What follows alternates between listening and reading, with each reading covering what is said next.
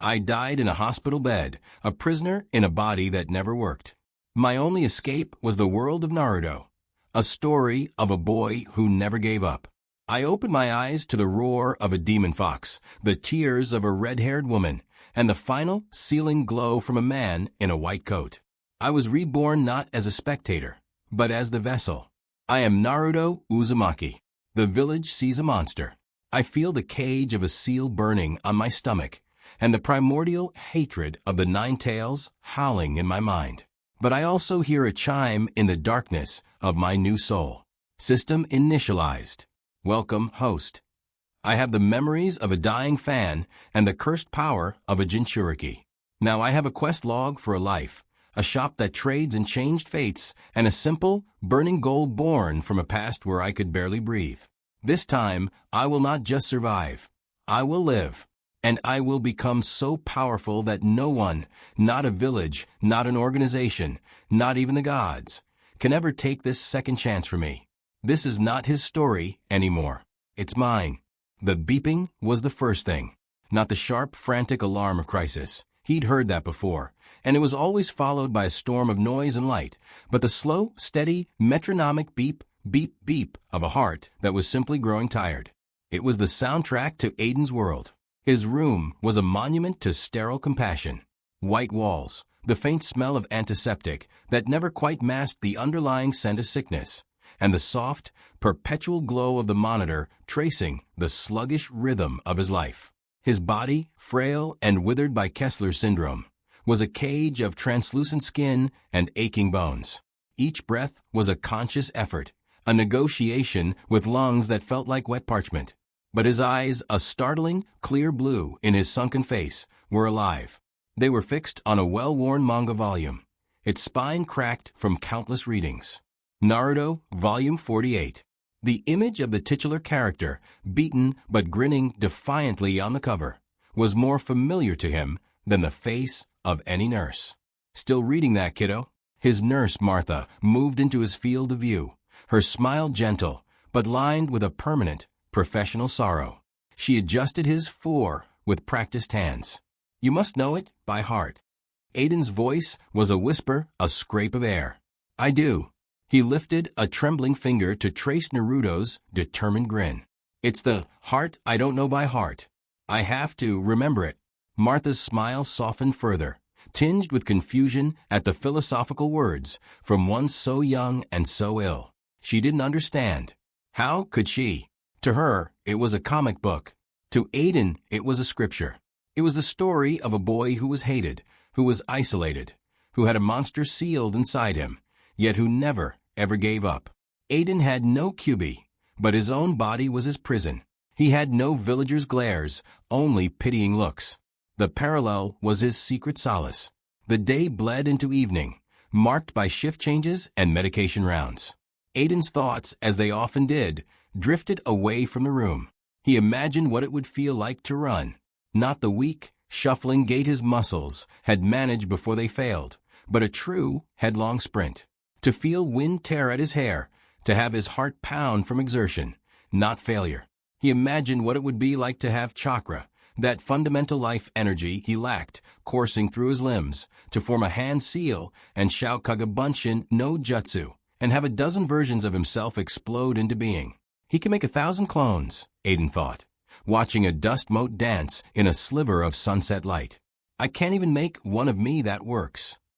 A deep, familiar ache began in his chest, a cold pressure that had nothing to do with emotion. It was a physical signal, one he'd learned to recognize. The closing of a chapter.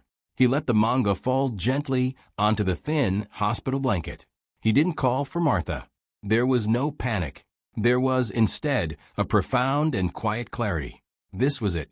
The final villain he couldn't outsmart or outlast. His body, his oldest enemy, was finally claiming its victory. His fading vision blurred the room, but his mind's eye was preternaturally sharp. He saw the Hokage monument, vivid and grand. He saw Naruto standing on the fort's head, declaring his dream to the world. He felt the echo of that stubborn, brilliant hope. Just once, he wished, the thought as faint as his pulse. Just once, I wanted to know what it feels like to be that strong. To be that alive. The cold pressure spread, a silent tide. The beeping slowed. Beep, beep, beep. The world didn't go black. It softened, bled at the edges like watercolor. The sterile white of the room melted into a warm, golden haze.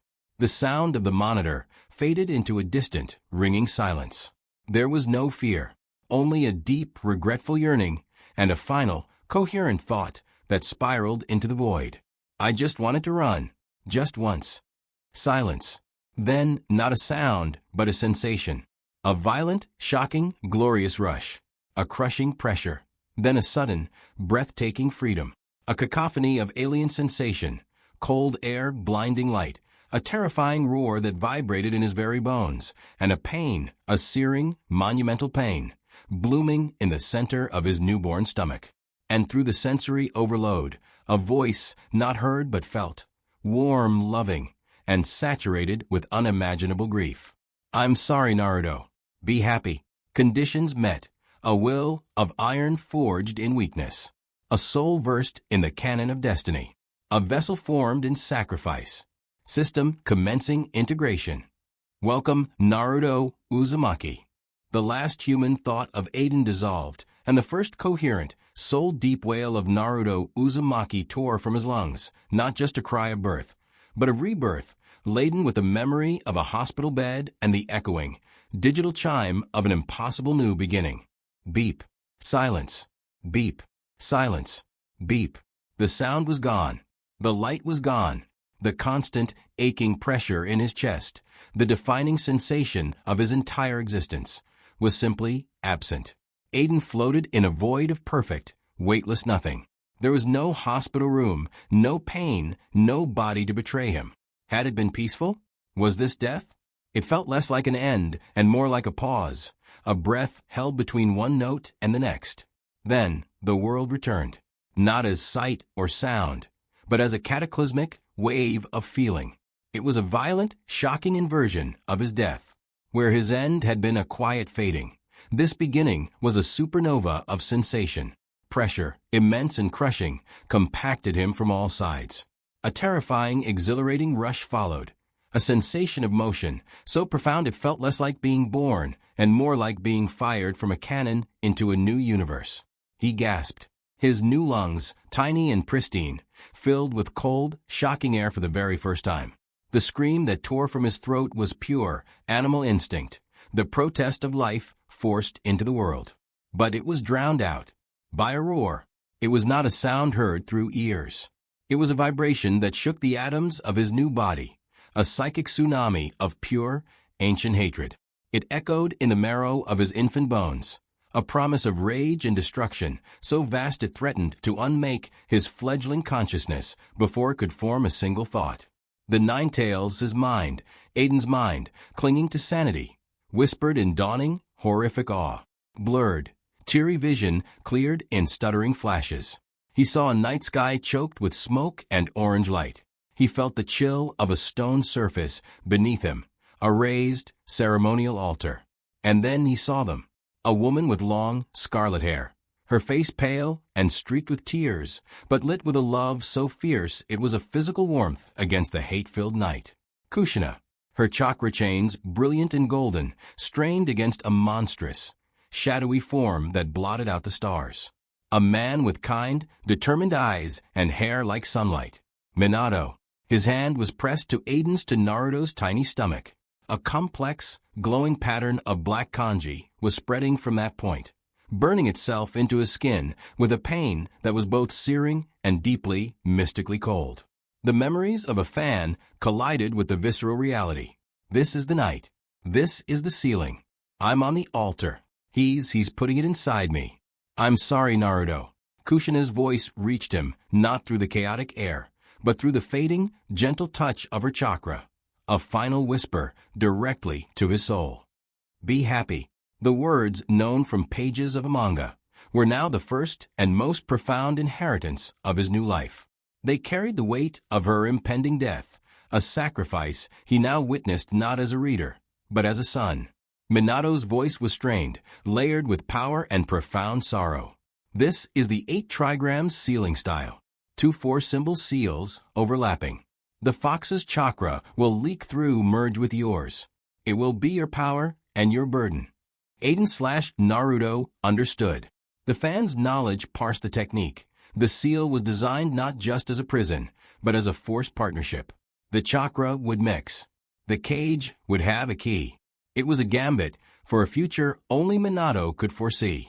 But the beast, Kurama, understood too. The colossal hatred focused. The titanic claw, freed for a moment from Kushina's weakening chains, plunged not at Minato, but directly at the infant on the altar.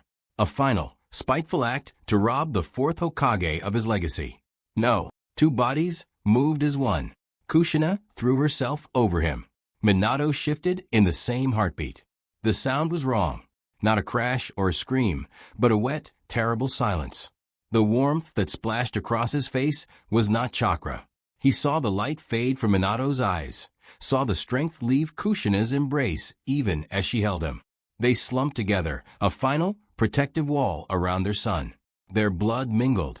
Was the first real warmth he had ever felt. The pain in his stomach erupted. It was no longer just the seal being written. It was the thing itself being forced in. The young half of the Nine Tails, a maelstrom of primal, fiery chakra, was compressed and driven into the space behind the burning glyphs. He felt its consciousness, a timeless, cynical rage, centuries of being hunted and used, slam against the walls of his own fragile soul. Critical event confirmed. The voice was in his mind, sterile and absolute. The system. Host vital signs, stabilizing.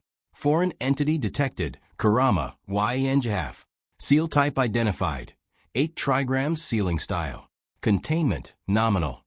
Data streams, invisible to anyone but him. Flickered at the edge of his perception. Chakra capacity graphs, seal integrity percentages, a topographical map of the hostile. Swirling energy, now anchored to his life force. Energy signature analysis, complete. Confluence detected. Uzumaki life force, donor, Kushina. Yang chakra donor, Minato. Bija chakra, source, Kurama. System protocol updated.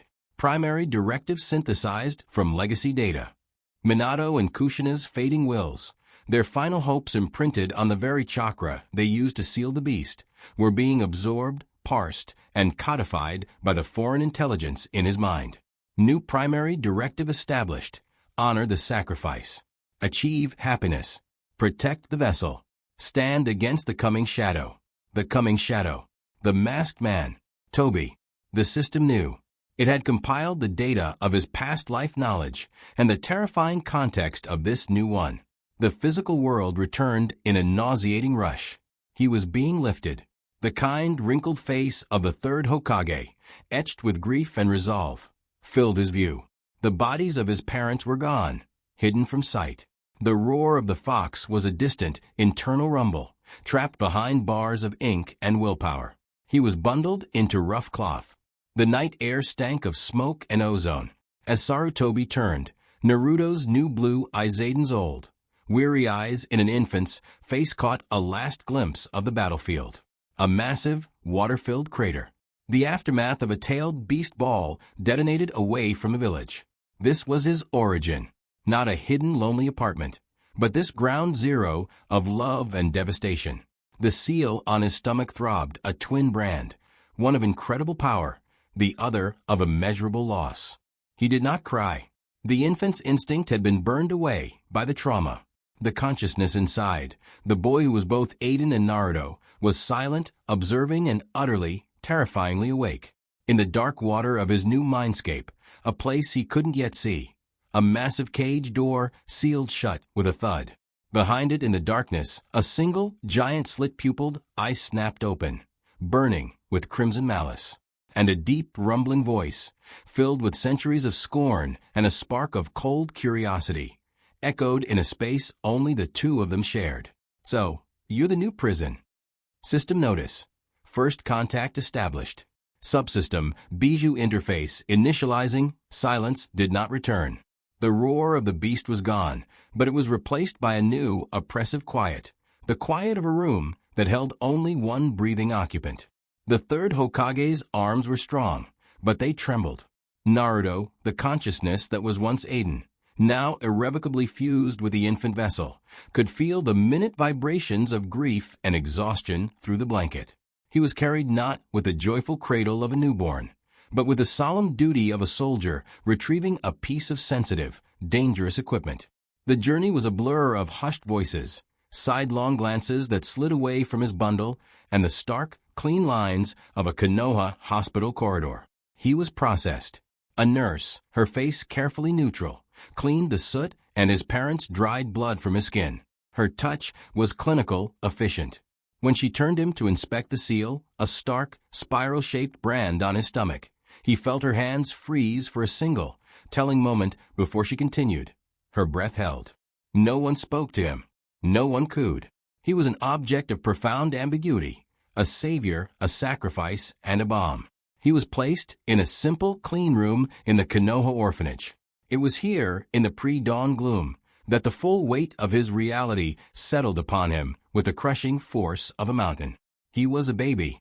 Not a baby with a baby's mind, but a mind filled with the memories of a full, if stunted, life, trapped in a body of utter, infuriating helplessness.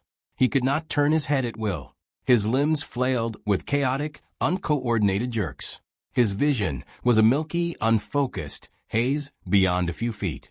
The urge to scream in frustration was stifled by the sheer biological limitation of his new lungs. He could only manage weak, mewling cries. And the system was his only companion. Host status, secure. Vital signs, nominal. A transparent, blue-tinted interface hovered in his mind's eye, unaffected by his poor physical sight. It was clean, minimalistic. On the left, a simple status panel. Underscore. Name, Uzumaki Naruto. Age, 0 days. Chakra capacity. Seal locked. Chakra control, F. Vitality, D. Malnourished infant. Body coordination, F. Underscore. On the right, a log updated. Environment scan. Konoha Orphanage, Nursery Wing. No immediate hostile intent detected. Passive hostility field. Present. Analysis. Host physical form is critically undeveloped. Priority 1. Physical stabilization and growth. A quest notification popped up, glowing softly. Daily quest. Foundation. Objective. Complete basic motor function cycle. 0 out of 100. Description. Host must strengthen neural pathways. Actively attempt to control limbs, focus vision, vocalize. Reward. Vitality 0.1, neural efficiency, increase. Aiden felt a grim smile try to form on his infant lips. It came out as a drool bubble. So, this is my training now. Not the Rasengan. Not tree walking. Lifting my own head. The first day was a lesson in humiliation. He spent hours staring at his own chubby fist, a mere foot from his face, pouring every ounce of his will into the command. Close. Close. Make a fist. The fist twitched, the fingers spasming weakly. The system log noted each attempt. Motor command issued. Success rate, 2%. He was fed by a rotating staff of women. Their faces were always different, but their eyes were the same. A guarded, cautious pity that never warmed into affection. The milk was bland, nutritionally complete, and given on a strict schedule. No lullabies. No gentle rocking. He was a chore to be completed. The loneliness was a physical ache, deeper than any Kessler's syndrome had ever caused. Before, he was alone in a room. Now he was alone in a world. At night, when the orphanage was silent, he turned his focus inward, not to his body, but to the other presence. The seal on his stomach was a cold, dormant tattoo by day, but in the stillness, he could feel it. A low-grade rumble, like a distant furnace. A pulse of simmering, infinite anger. He didn't know how to communicate. He had no chakra to project. So, he did the only thing he could. He thought at it. He focused on the cold, heavy feeling in his gut and pushed his consciousness toward it. Hello. There was no response. Just the endless, grinding hatred. I can't hear you, he thought again, the silent words shaped by Aiden's weary patience. I'm not going anywhere. You're not going anywhere. We're stuck. A wave of corrosive malice washed over him. a psychic sneer so potent it made his physical body whimper. The system flickered. Warning. Foreign consciousness influence detected. Seal integrity, 100%. Psychic incursion negated. Days bled into weeks. His vitality inched up from D to D. He could hold his head up for a few seconds. He could make a definitive, clumsy grab for a sunbeam on his blanket. The system rewarded him with tiny, incremental stat boosts that felt like lifelines. He was engineering his own body, one agonizingly slow upgrade at a time. Then one evening, a new nurse entered. She was younger than the others. Her eyes, when they met his, held a flicker of something besides professional duty, a spark of sadness. As she lifted him to feed him, her sleeve brushed his cheek. It was the first intentional, gentle human touch he had received since the third Hokage's transport. He looked up at her blurry face. On instinct, the old Aiden instinct that longed for connection, he forced his uncooperative facial muscles to move. He attempted a smile. It was a lopsided, gummy thing. The young nurse froze. Her breath hitched. For a beautiful, suspended second, the guarded look melted away, replaced by pure, unguarded warmth. She smiled back. "Well, hello there, little one," she whispered, her voice barely audible. It was a sip of water in a desert. And then the door opened. The head matron, a stern woman with lines like cracks in stone, stood there. Her eyes went from the nurse's softened face to Naruto's, and they hardened into flint. "Nurse Aya," she said, her voice like the snap of a lock. "Your shift is over. Do not dally." The warmth vanished from Nurse Aya's face, replaced by fear and shame. She placed Naruto back in his crib hastily, her touch turning clinical once more. She left without another glance. The matron stood over the crib, looking down at him. Her expression was not hateful. It was worse. It was the cold, strategic look of someone assessing a risk. "You must not confuse them," she said, not to him, but to the room. "Comfort is a privilege for normal children. For you, it is a security flaw." She turned off the light and left him in the dark. The loneliness that returned was not the old ache. It was a new, sharpened thing. A realization. He was not just alone. He was quarantined. The village's policy was not just neglect. It was active emotional suppression. They were trying to shape him into a tool that felt nothing. In that darkness, the rage in his stomach found an echo. Not just the fox's rage. His rage. The rage of a boy who had died once and was now being denied the very humanity of his second chance. He focused inward again, toward the seething darkness. This time, he didn't send a thought of greeting. He sent a pulse of pure, shared understanding. The one thing he and the creature within truly had in common. He sent the memory of the matron's eyes, the calculated coldness, the deliberate theft of a single moment of kindness. He sent his own silent, infantile fury. The rumble in his gut stilled. The endless cycle of hatred paused. For the first time, there was a different quality to the silence from behind the seal. Not just malice, but attention. A predatory ancient attention, now focused not on the bars of its cage, but on the small, furious creature standing outside it. A response came, not in words, but in a single, clear concept that bloomed in Naruto's mind, dripping with cynical amusement and a thread of something almost like recognition. Weak. The word was an indictment, a judgment on him, on the humans, on everything. And then a second concept followed, carrying the faintest, most reluctant hint of something that was not hatred. Hate them. In the dark crib, Naruto finally closed his eyes. A new notification glowed in the system log, more significant than any stat increase. Bijou interface status updated. Communication protocol. Established non-verbal/empathic. Warning. Symbiotic resonance detected. Host alignment shift may influence seal stability. He had his first ally. It was the embodiment of primal hatred. And for the first time since opening his eyes in this new, cruel world, Naruto Uzumaki did not feel entirely alone. The word from the fox, "hate them," did not fade. It became a foundation stone in the dark, quiet architecture of Naruto's new mind. It wasn't a command he followed blindly, but a truth he acknowledged. The matrons calculated cruelty, the nurses averted eyes, the villages silent, suffocating fear. It was a system designed to break a spirit. Aiden's spirit, however, was already familiar with breaking. It had broken in a hospital bed, piece by piece. This time, the breaking was external, and it forged a cold, sharp resolve instead of despair. He had two allies, a divine beast of hatred and a sterile system of progress.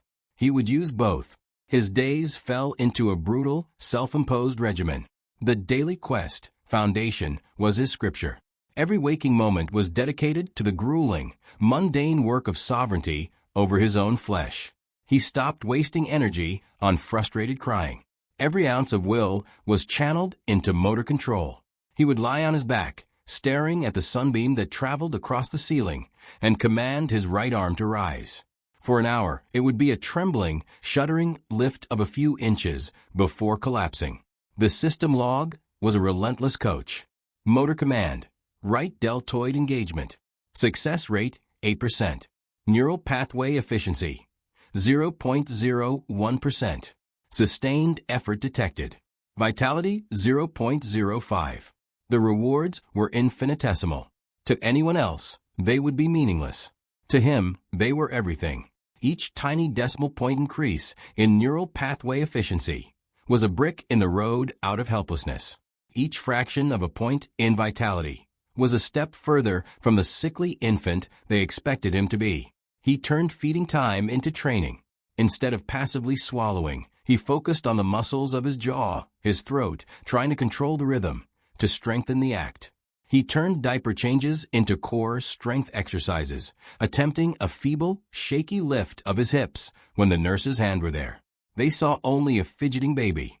They didn't see the furious, focused mind conducting a symphony of microscopic biological adjustments. At night, he communed with the darkness in his gut. It was not conversation. It was the sharing of a mood. He would push the cold, hollow feeling of the day's neglect toward the seal. In return, a wave of warm, aggressive anger would seep back through the bars, not enough to influence him, but enough to be felt. A perverse comfort. The fox's rage was a furnace, and Naruto, in his emotional isolation, would hold up his hands to its heat. Bijou interface status. Empathic feedback loop stable. Host negative emotion resonance, 34%. Warning. Prolonged high resonance may attune seal to host's emotional state. He didn't fully understand the warning, but he understood the principle. He and the fox were tuning themselves to the same frequency, one of simmering, locked-down fury. Weeks turned into months. His body grew stronger, faster than any normal infant's. At 5 months old, he could sit up unassisted, his back straight, his blue eyes scanning his sparse room with an unsettling, un-infant-like focus. At 7 months, he began to crawl.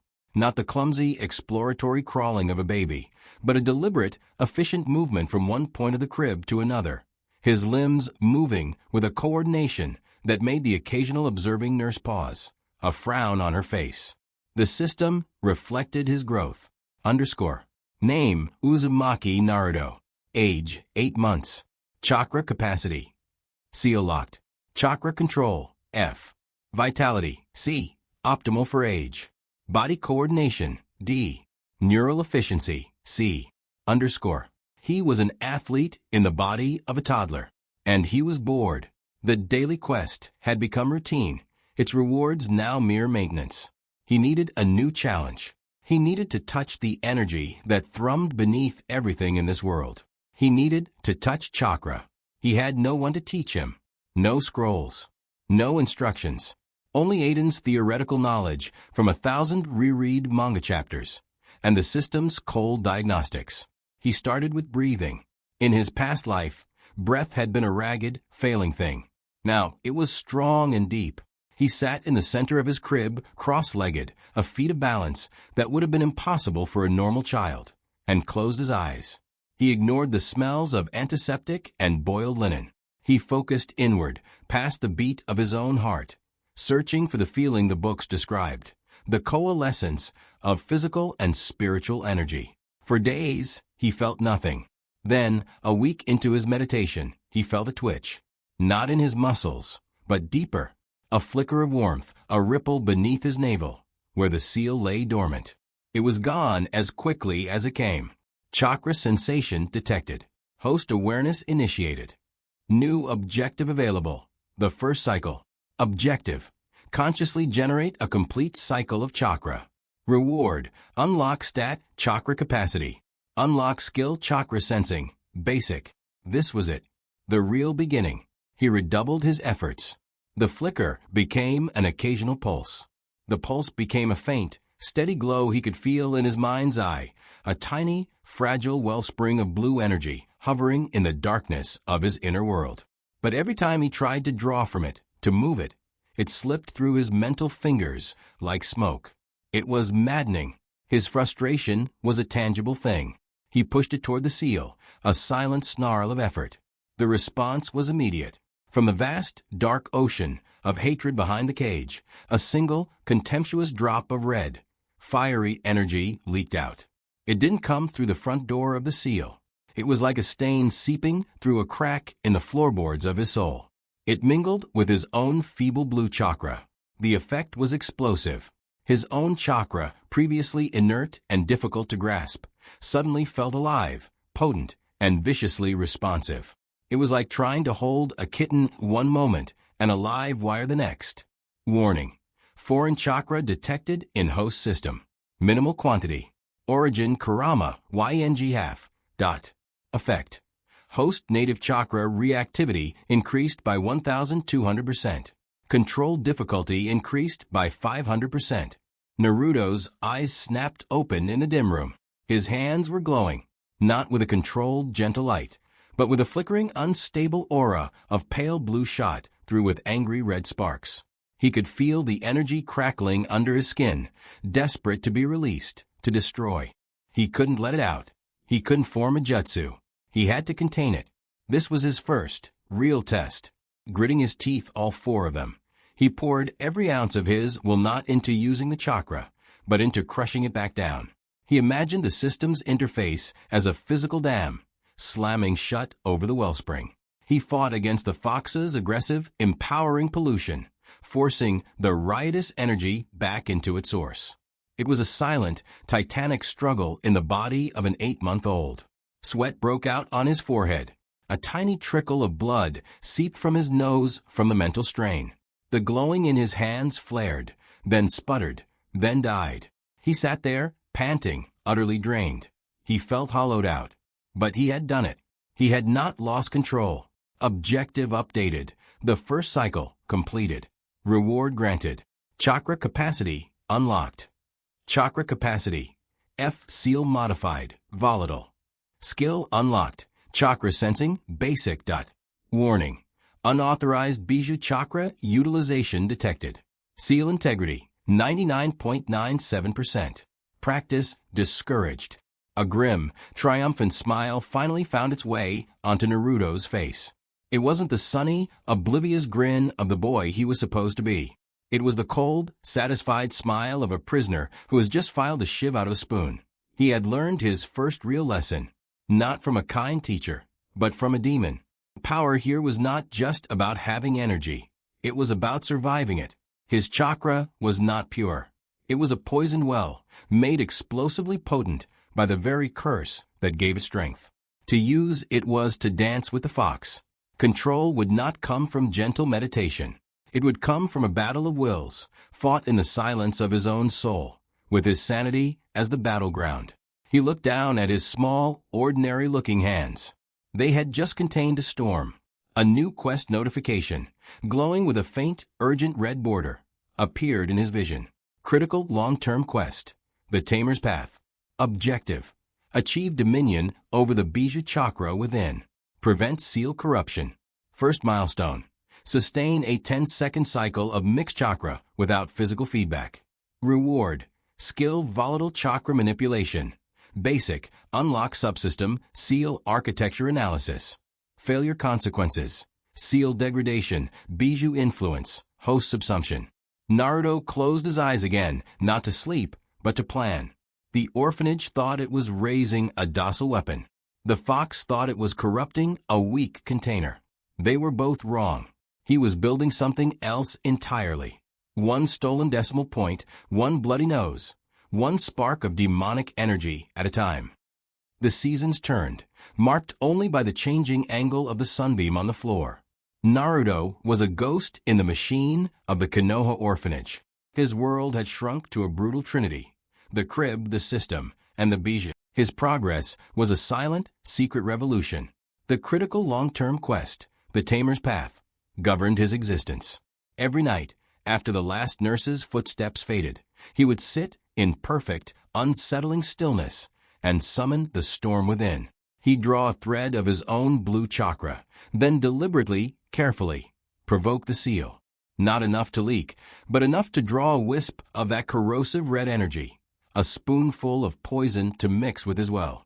The first time he tried for the 10-second milestone, his left arm convulsed so violently he bit through his lip. The system log blared. Failure, physical feedback, muscle spasm. Seal integrity, 99.95%. He wiped the blood on his sleeve and tried again.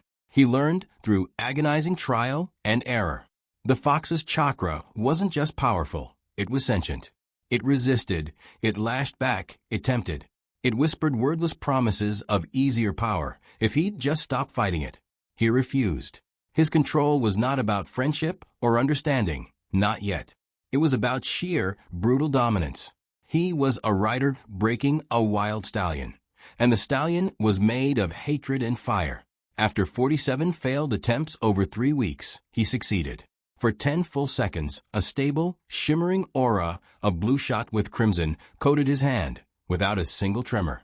The effort left him drenched in cold sweat, his vision swimming. Milestone achieved. The tamer's path, first milestone. Reward granted, skill, volatile chakra manipulation, basic. Reward granted. Unlocking subsystem. Seal architecture analysis. A new layer of his interface bloomed. Schematics of the 8-trigram seal, breathtakingly complex, appeared in his mind. He couldn't comprehend most of it. It was like a medieval peasant staring at a quantum physics diagram, but he could see stress points. Tiny nodes where his and the fox's chakra ground against each other. He could see the integrity percentage in real time, watch it dip a fraction when he pushed too hard, and stabilize when he found balance. He was no longer just a container. He was becoming the engineer of his own prison. His physical training escalated.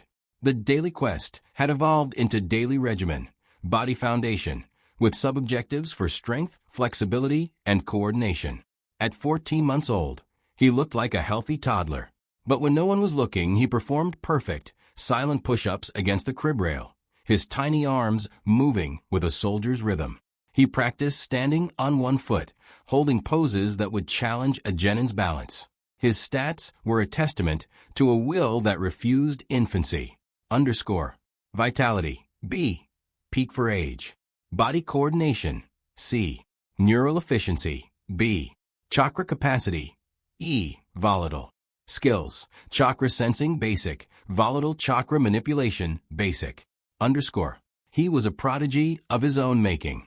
And he was beginning to be noticed. It started with the nurses. The chatter in the staff room grew hushed. He never cries. Not even when he's sick. He watches you. Not like a child, like he's assessing you. I tried to tickle him last week. He just looked at my hand. I felt silly, then cold. The head matron's policy of detached care had created something she didn't anticipate. A child so self-contained he was unnerving. The reports, as they were required to do, filtered up. From the matron to the orphanage director. From the director to the civilian administration office. And from there, in a blandly worded memorandum, to the desk of the Hokage. Subject: Uzumaki Naruto Ward 7 Orphanage. Observation: Subject displays atypical developmental traits. Markedly advanced motor skills. 0 instances of age-appropriate vocalization or emotional display. Staff report a disturbing quiet. Recommend discreet assessment. Hiruzen Sarutobi, the third Hokage, felt the weight of the years more heavily with each report. The pipe smoke in his office did little to calm the old ache in his heart. The memorandum about Naruto lay before him, next to a file marked Minato and Kushina. The smiling faces in the photos accused him. He had promised. He had promised a dying Minato and Kushina that their son would be seen as a hero. He had failed. The best he could enforce was a cruel, silent compromise. The boy would be kept alive, fed, housed, but isolated from the village's hatred and from its love. It was the politics of survival, and it tasted like ash. But this, a disturbing quiet, advanced skills? It didn't fit. A neglected child should be weak, withdrawn, emotionally stunted, not preternaturally coordinated and silent. Guilt and duty warred within him. He had kept his distance, a shadowy guardian. It was time to look. He did not go as Hokage. He went as old Sarutobi, in simple robes, using a basic transformation, jutsu, to appear as a benign, visiting council official. The matron was flustered, obsequious. Of course, honored sir, this way. He is a very well-behaved child. Hiruzen followed her to a door at the end of a quiet hall. She opened it and stepped back, as if reluctant to enter. The room was sparse, clean, sterile. And in the center, in a plain, wooden crib, sat Uzumaki Naruto. The boy was not playing. He was not sleeping. He sat cross-legged in the exact center of his mattress, back straight, eyes closed. His hands rested on his knees, palms up. He was breathing in a slow, measured, rhythmic pattern that hit Hiruzen's senses like a physical blow. That's a meditative breathing pattern, a basic one taught in the academy to focus the mind. How? As if sensing the intensity of the gaze, Naruto's eyes opened. Hiruzen had looked into the eyes of S-rank criminals, of dying comrades, of the Nine Tails itself. But the gaze that met his now sent an unexpected chill down his spine. They were Minato's brilliant blue. But the light in them was not Minato's warm determination or Kushina's fiery passion. It was a calm, deep, observing stillness. There was no curiosity, no fear, no childish delight at a new face. The boy looked at him through the transformation jutsu and simply registered him. There was no recognition of the Hokage, but there was a profound, intelligent awareness that should not exist in a child not yet a year and a half old. "Hello, little one," Hiruzen said, his kindly old man voice feeling hollow to his own ears. Naruto did not smile. He did not look away. He gave a single slow nod of acknowledgement, as if accepting a report from a subordinate. Then, his gaze shifted minutely to the matron lurking in the doorway, and a flicker of something passed through those blue eyes, a shard of cold recognition that vanished as quickly as it came. Hiruzen's heart clenched. He saw it. Not hatred, not fear, contempt. A pure, distilled contempt for the woman who represented his cold, institutional prison. It was an emotion far too old for the face that wore it. He made pleasantries, asked the matron questions, all while his senses, finely tuned over decades of war and leadership, stretched out. He wasn't using active chakra sensing which could be detected and might startle whatever this was, but he felt the air in the room. It was charged. Still, yes, but with a potential, like the moment before a lightning strike. And beneath it, so deep it was almost subconscious, he felt the faintest, most distant rumble. A familiar, hated resonance, locked away but present. The fox was quiet, but the boy was a void. A calm, controlled, terrifyingly aware void. He left soon after, his mind racing. The reports were wrong. This wasn't a typical development. This was an anomaly. Back in his office, he dismissed the transformation, staring at the Hokage monument. Minato's stone face gazed serenely over the village. "What is happening with your son, Minato?" he whispered to the empty room. "Did the ceiling do more than we knew? Or is this something else entirely?" He thought of the boy's posture, the breathing, the eyes. This was not the work of the Nine Tails. The fox's influence was rage and destruction. This was discipline. This was purpose. Someone or something was training that child. But how? In that locked room, with only hostile caretakers? A dark, paranoid thought, born of his long life in the shadows, crept in. Could it be another will? A fragment of consciousness sealed alongside the fox? Or something older? He made a decision. The policy of distant observation was insufficient. He needed to know what was growing in the dark soil of that orphanage. He would not intervene yet. The political risk was still too great, but he would watch. Closely. He formed a hand seal. In a puff of smoke, a single ANBU operative in a crow mask appeared, kneeling in silence. Tengu, Hiruzen said, his voice the hard, flat tone of the god of shinobi. New assignment. Priority observation. Subject, Uzumaki Naruto. You are to watch from the utmost distance. Do not interact. Do not be detected. Report anything out of the ordinary. His movements, his routines, any sign of instruction. Understood, Hokage-sama. The ANBU's voice was muffled by the mask. Parameters for out of the ordinary. Hiruzen met the blank eye holes of the mask, the image of those ancient blue eyes burning in his mind. Everything, he said quietly. Everything about him is out of the ordinary. Report it all.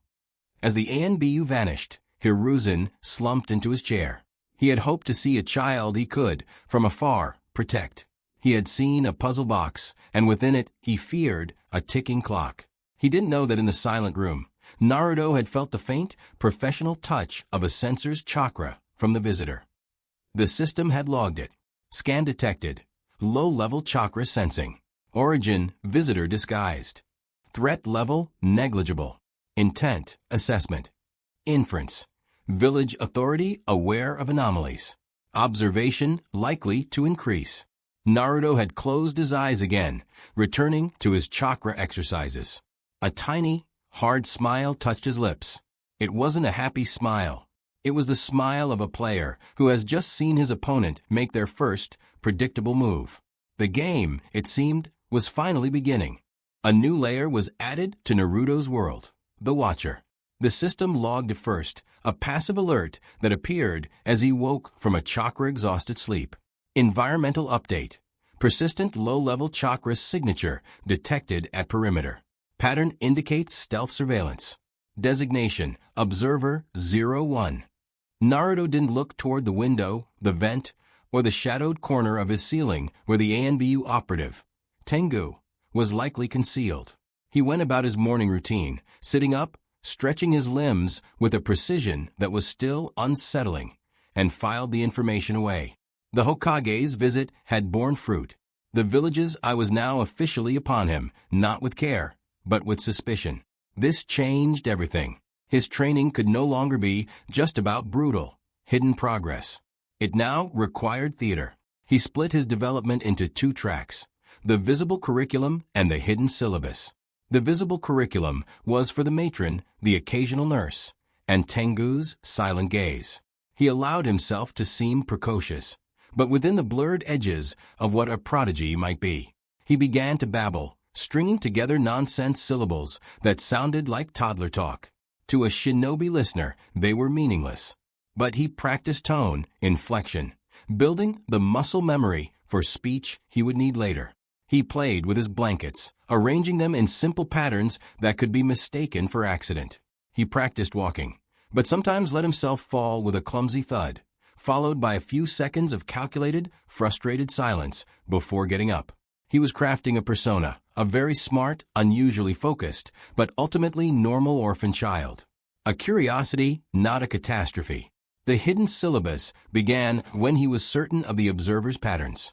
Tengu was professional. His chakra signature, a near-inert smudge on the system's senses for hours at a time. His shifts changed, but there was a rhythm. Naruto, with his neural efficiency, mapped it within a week. During the deepest hours of the night, in the 2-hour window between Tengu's shift change and the first morning patrol, Naruto worked. His body, now nearing 2 years old, was a tool honed to a razor's edge. The daily regimen had evolved. He no longer did push-ups. He did them with one arm, his small body rigid as a plank. He practiced falling from his crib rail and landing in a silent roll, dispersing impact through his shoulders. He moved through the moonlit patches on the floor in a low crouch, a shadow within shadows, practicing the shinobi basic, silence. But the core of his hidden syllabus was the chakra. The seal architecture analysis subsystem had become his most vital tool. The schematic of the 8-trigram seal was a labyrinth, but he was learning its corridors. He identified a minor stress node, a junction where his own chakra and the fox's passively bled into each other, creating that volatile mix. His goal was no longer to just withstand it, but to orchestrate it. Critical quest, the Tamer's Path. Milestone 2. Objective: isolate and purify a single unit of Bijutana chakra. Reward: skill chakra filtration. Basic: seal integrity control 1%. It was like trying to separate oil from water that was also on fire. His own blue chakra was receptive, malleable. The fox's red chakra was aggressive, clinging, and carried the echo of a bestial consciousness that fought him every step of the way. He would spend an entire night session coaxing a single spark of red from the miasma, guiding it through a mental filter he visualized as a lattice of pure will, trying to scrape the hatred from the raw energy. He failed. Repeatedly. The energy would destabilize, flare, and force him to dissipate it, leaving him with a headache and a nosebleed. The fox found this new endeavor immensely entertaining. Foolish human, the concept washed over him one night, rich with disdainful amusement. You seek to wash the blood from the ocean. My hatred is not a stain on the power. It is the very heart of it. To remove it is to make it nothing. It's making me bleed from the nose, Naruto thought back, the mental equivalent of a grumble as he wiped his face. A small price for your arrogance. You wish to use my power without my will? A parasite eating a lion, thinking itself clever. I'm not trying to use it. I'm trying to understand it. A weapon you don't understand will cut your own hand. The flow of contempt from the seal paused. The fox's attention focused, less amused, more intrigued. This was a new argument. Not a plea, not a demand, but a cold, practical statement. It was a language the centuries-old creature understood. Then let your hands be cut to ribbons. It will be a fleeting diversion. But the next time Naruto attempted the filtration, the chakra felt different. It was no less violent, but the resistance was structured. It was testing him, probing his mental defenses like a predator pawing at a fence, looking for the weak point. The fox was no longer just mindlessly raging. It was engaging. Progress, in its most twisted form. One evening, during the visible curriculum, a new nurse was on duty. She was older, grandmotherly, with lines of genuine kindness around her eyes that the matron's rules hadn't yet erased. She saw Naruto, quietly stacking his meager wooden blocks, and smiled. "Aren't you a clever one?" she said softly, more to herself than to him. As she lifted him to change him, she hummed a lullaby. It was a simple, folk melody from the land of fire. The sound washed over Naruto. It was an artifact of pure, uncomplicated human kindness. It had no tactical purpose, no hidden meaning. It was just a gentle woman offering comfort to a child she perceived as alone. Aiden's soul, buried under months of calculated discipline and cold fury, ached. It was a pain sharper than any chakra feedback. He didn't know how to process it. His entire existence here was built on being the outsider, the weapon, the student of hatred. This softness was a vulnerability he had no defense against. He froze in her hands, his carefully constructed facade of precocious toddler shattering. He just stared at her, his ancient blue eyes wide with a confusion so profound it looked like fear. The nurse saw it and misinterpreted. "Oh, there now, little one. It's just a song. See? All safe." She finished her task and, on an impulse the matron would have punished, leaned down and brushed a feather-light kiss on his forehead. "Sweet dreams, little prince." She left, taking the humming with her. Naruto sat in the middle of the floor, the phantom warmth of the kiss on his skin like a brand. A turmoil of emotions he'd locked away, a dying boy's loneliness, the yearning for his lost mother's touch, the sheer desperate want for connection, threatened to breach his inner dam. And from a seal, the fox reacted, not with rage, but with a surge of violent, possessive jealousy. The red chakra in his gut stirred, hot and prickling. It was as if the beast could not tolerate this foreign, gentle emotion invading its container. The hatred rose not to destroy Naruto, but to scour away the feeling of that kiss, to reassert the only truth it accepted, that this world was pain, and isolation was strength. Warning. Host emotional volatility detected. Bijou resonance spike. Seal integrity fluctuation. 99.9%. 99.8%. Naruto clenched his fists, his nails biting into his small palms. He couldn't afford this. Not a breakdown. Not now, with Tengu watching. He couldn't let the village see him vulnerable. And he couldn't let the fox use his weakness to destabilize the seal. With an act of will that felt like tearing his own soul in two, he did the only thing he could. He took the raw, aching longing for that kindness and the fox's jealous rage, and he smashed them together. He didn't try to filter. He didn't try to control. He forced the two opposing energies, the human warmth and the bestial cold, into the same mental crucible and let them annihilate each other. There was a silent, internal detonation, a flash of blinding white pain behind his eyes. When it cleared, he was empty, shaken, but calm. The dangerous emotions were gone, burned up as fuel in a psychic furnace.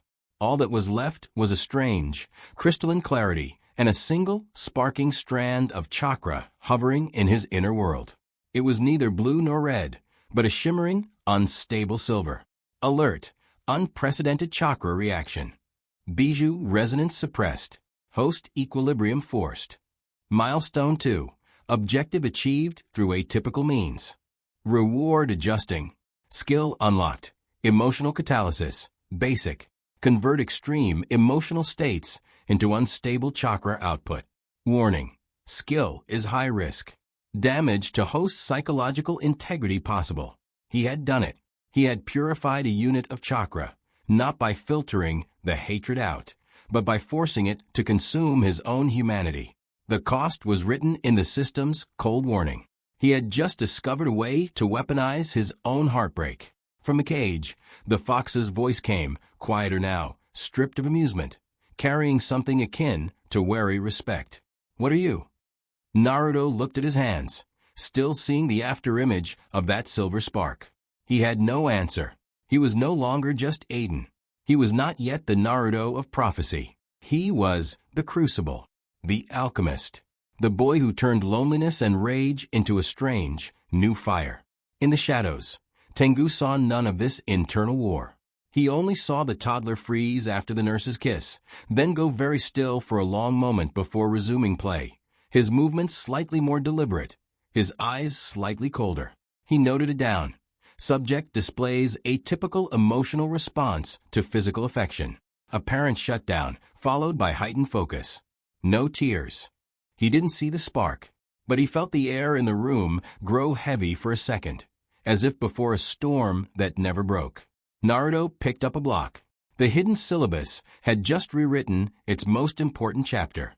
He had learned a terrible, powerful truth. In this life, even his sorrow could be forged into a shiv. And he would need every weapon he could get. Author's note.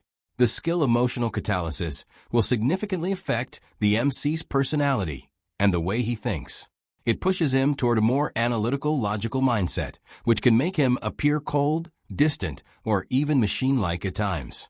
Some readers may not enjoy that shift, and that's understandable. However, this skill also greatly enhances his reasoning, decision-making, and intelligence, even if it comes at the cost of emotional warmth in certain moments. This change is not permanent. As the story progresses, you'll see why he continues using the skill despite fully understanding its consequences.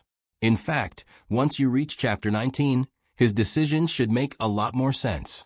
I just wanted to clarify this in advance, before misunderstandings arise, especially for readers who prefer more emotional protagonists. Thank you for your patience and for continuing the journey. The aftermath of emotional catalysis was a silent winter in Naruto's soul. The skill worked, but its cost was a pervasive, hollow detachment. The nurse's lullaby, the phantom kiss, their emotional echoes had been burned away, used as fuel. He could recall the events with perfect, system-assisted clarity, but they were data points now, stripped of feeling. Nurse, elderly, kind, secure. Action, humming kiss. Effect: triggered emotional Biju resonance. Resolution: catalytic burnout. It was a clinical report. This, he realized, was the true danger the system warned of. Not just psychological damage, but erosion. He was treating his own humanity as a consumable resource. The fox, sensing the new emptiness, was oddly quiet. Its usual stream of contempt had diminished to a low, watchful hum. It was studying this new development, this boy who could turn his heart into a weapon and then walk through the ashes without seeming to notice the burn. The visible curriculum continued. His babbling became more articulate, forming near words. Bobby A for bottle, Ta for matron. He let his coordination seem to improve at a rate that was remarkable, but not impossible.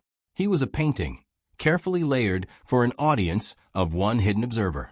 Tengu's reports to the Hokage grew longer, more detailed, and infinitely more frustrating. Day 47. Subject constructed a tower of 12 blocks. Balance was precise, methodology systematic. No signs of playful experimentation. Appears to be testing structural load limits. Day 58. Subject observed staring at a sunbeam for 73 minutes without moving. Not sleeping. Pupils tracked dust motes. Purpose unknown. Day 65. Nurse offered a sweetened nutrient paste. Subject sniffed it, refused. Later ate standard paste without issue. Possible heightened sensory perception or food aversion training. Hiruzen Sarutobi read these reports in the small hours of the night, the glow of his desk lamp carving deep gullies into his weary face. The picture they painted was not of a child, but of a small, self-contained research project. There was no malice, no overt signs of the fox's influence, just a profound, unsettling otherness. He is training himself, Lord Third, Shikakanara, the Jonin commander, had murmured during a private briefing, his sharp eyes scanning the reports, but without a teacher's hand. It's instinctual, yet highly deliberate. Like an animal practicing survival skills it has never needed to use. Or a sleeper agent activating its own programming, Hiruzen had replied grimly. The darkest part of his mind, the part forged in the fires of all three Shinobi Wars, would not rest. The seal was Minato's masterpiece. But what if the Yondaime embedded more than just a lock? What if he embedded instructions? The political calculus was a tightening knot. If Naruto was just a strange, traumatized orphan, showing too much interest could draw the village council's hostile attention. If he was something more, a latent weapon, a vessel slowly being shaped by an unknown will, then ignoring him was an existential risk. Hiruzen's orders to Tengu remained unchanged. Observe. Do not interact. Back in the orphanage, Naruto's hidden syllabus was entering a new phase. With emotional catalysis offering a brutal last-ditch pressure valve, he could afford to be more aggressive with the fox's chakra. His focus returned to the seal architecture analysis. He no longer just looked at stress points. He began to trace the flow of energy, mapping the minute currents of his own chakra as they brushed against the fox's prison. He discovered a feedback loop. A tiny, almost imperceptible trickle of the fox's corrosive anger constantly seeped into his system, creating the volatility. His own chakra, in turn, pressed against the seal. It wasn't a flaw. It was the seal's intended function, the leak Minato designed to mix their powers. But Naruto wondered, if he could control the pressure off his own chakra against specific points, could he modulate the leak? Could he, for a fleeting second, open a specific, microscopic channel not for raw power, but for something else? You are a gnat trying to pilot a fortress, the fox rumbled, its attention fully caught by Naruto's mental probing of the seal's architecture. I'm learning the controls, Naruto thought back, his mental voice flat, focused. The fortress is mine. I should know its doors. Arrogance. The fortress is your coffin. I am its occupant. You are the dying caretaker. Then we should be able to talk, Naruto pushed, directing a focused thread of his chakra against a minor rune on the seal's schematic, one the system highlighted as a regulatory node, emotional feedback. A jolt, not a power, but of pure, undiluted fury shot up the channel. It wasn't an attack. It was a broadcast, a memory flash of centuries of betrayal, the sage's children, the greedy hands of humans, the feeling of being torn apart and sealed into screaming, powerless containers. It was overwhelming, timeless, and profoundly lonely. Naruto's breath hitched. He didn't block it with catalysis. He let it wash over him, experiencing it not as a victim, but as a historian reviewing a tragic text. The emotion was vast, but he was an empty vessel. It filled him, then drained away, leaving only the stark knowledge behind. "I see," he thought into the sudden silence. The statement held no pity, no fear, only acknowledgement. From the cage, there was no scornful reply. The fox had shown a piece of its truth, and the boy had not broken, nor wept, nor tried to console. He had simply registered it.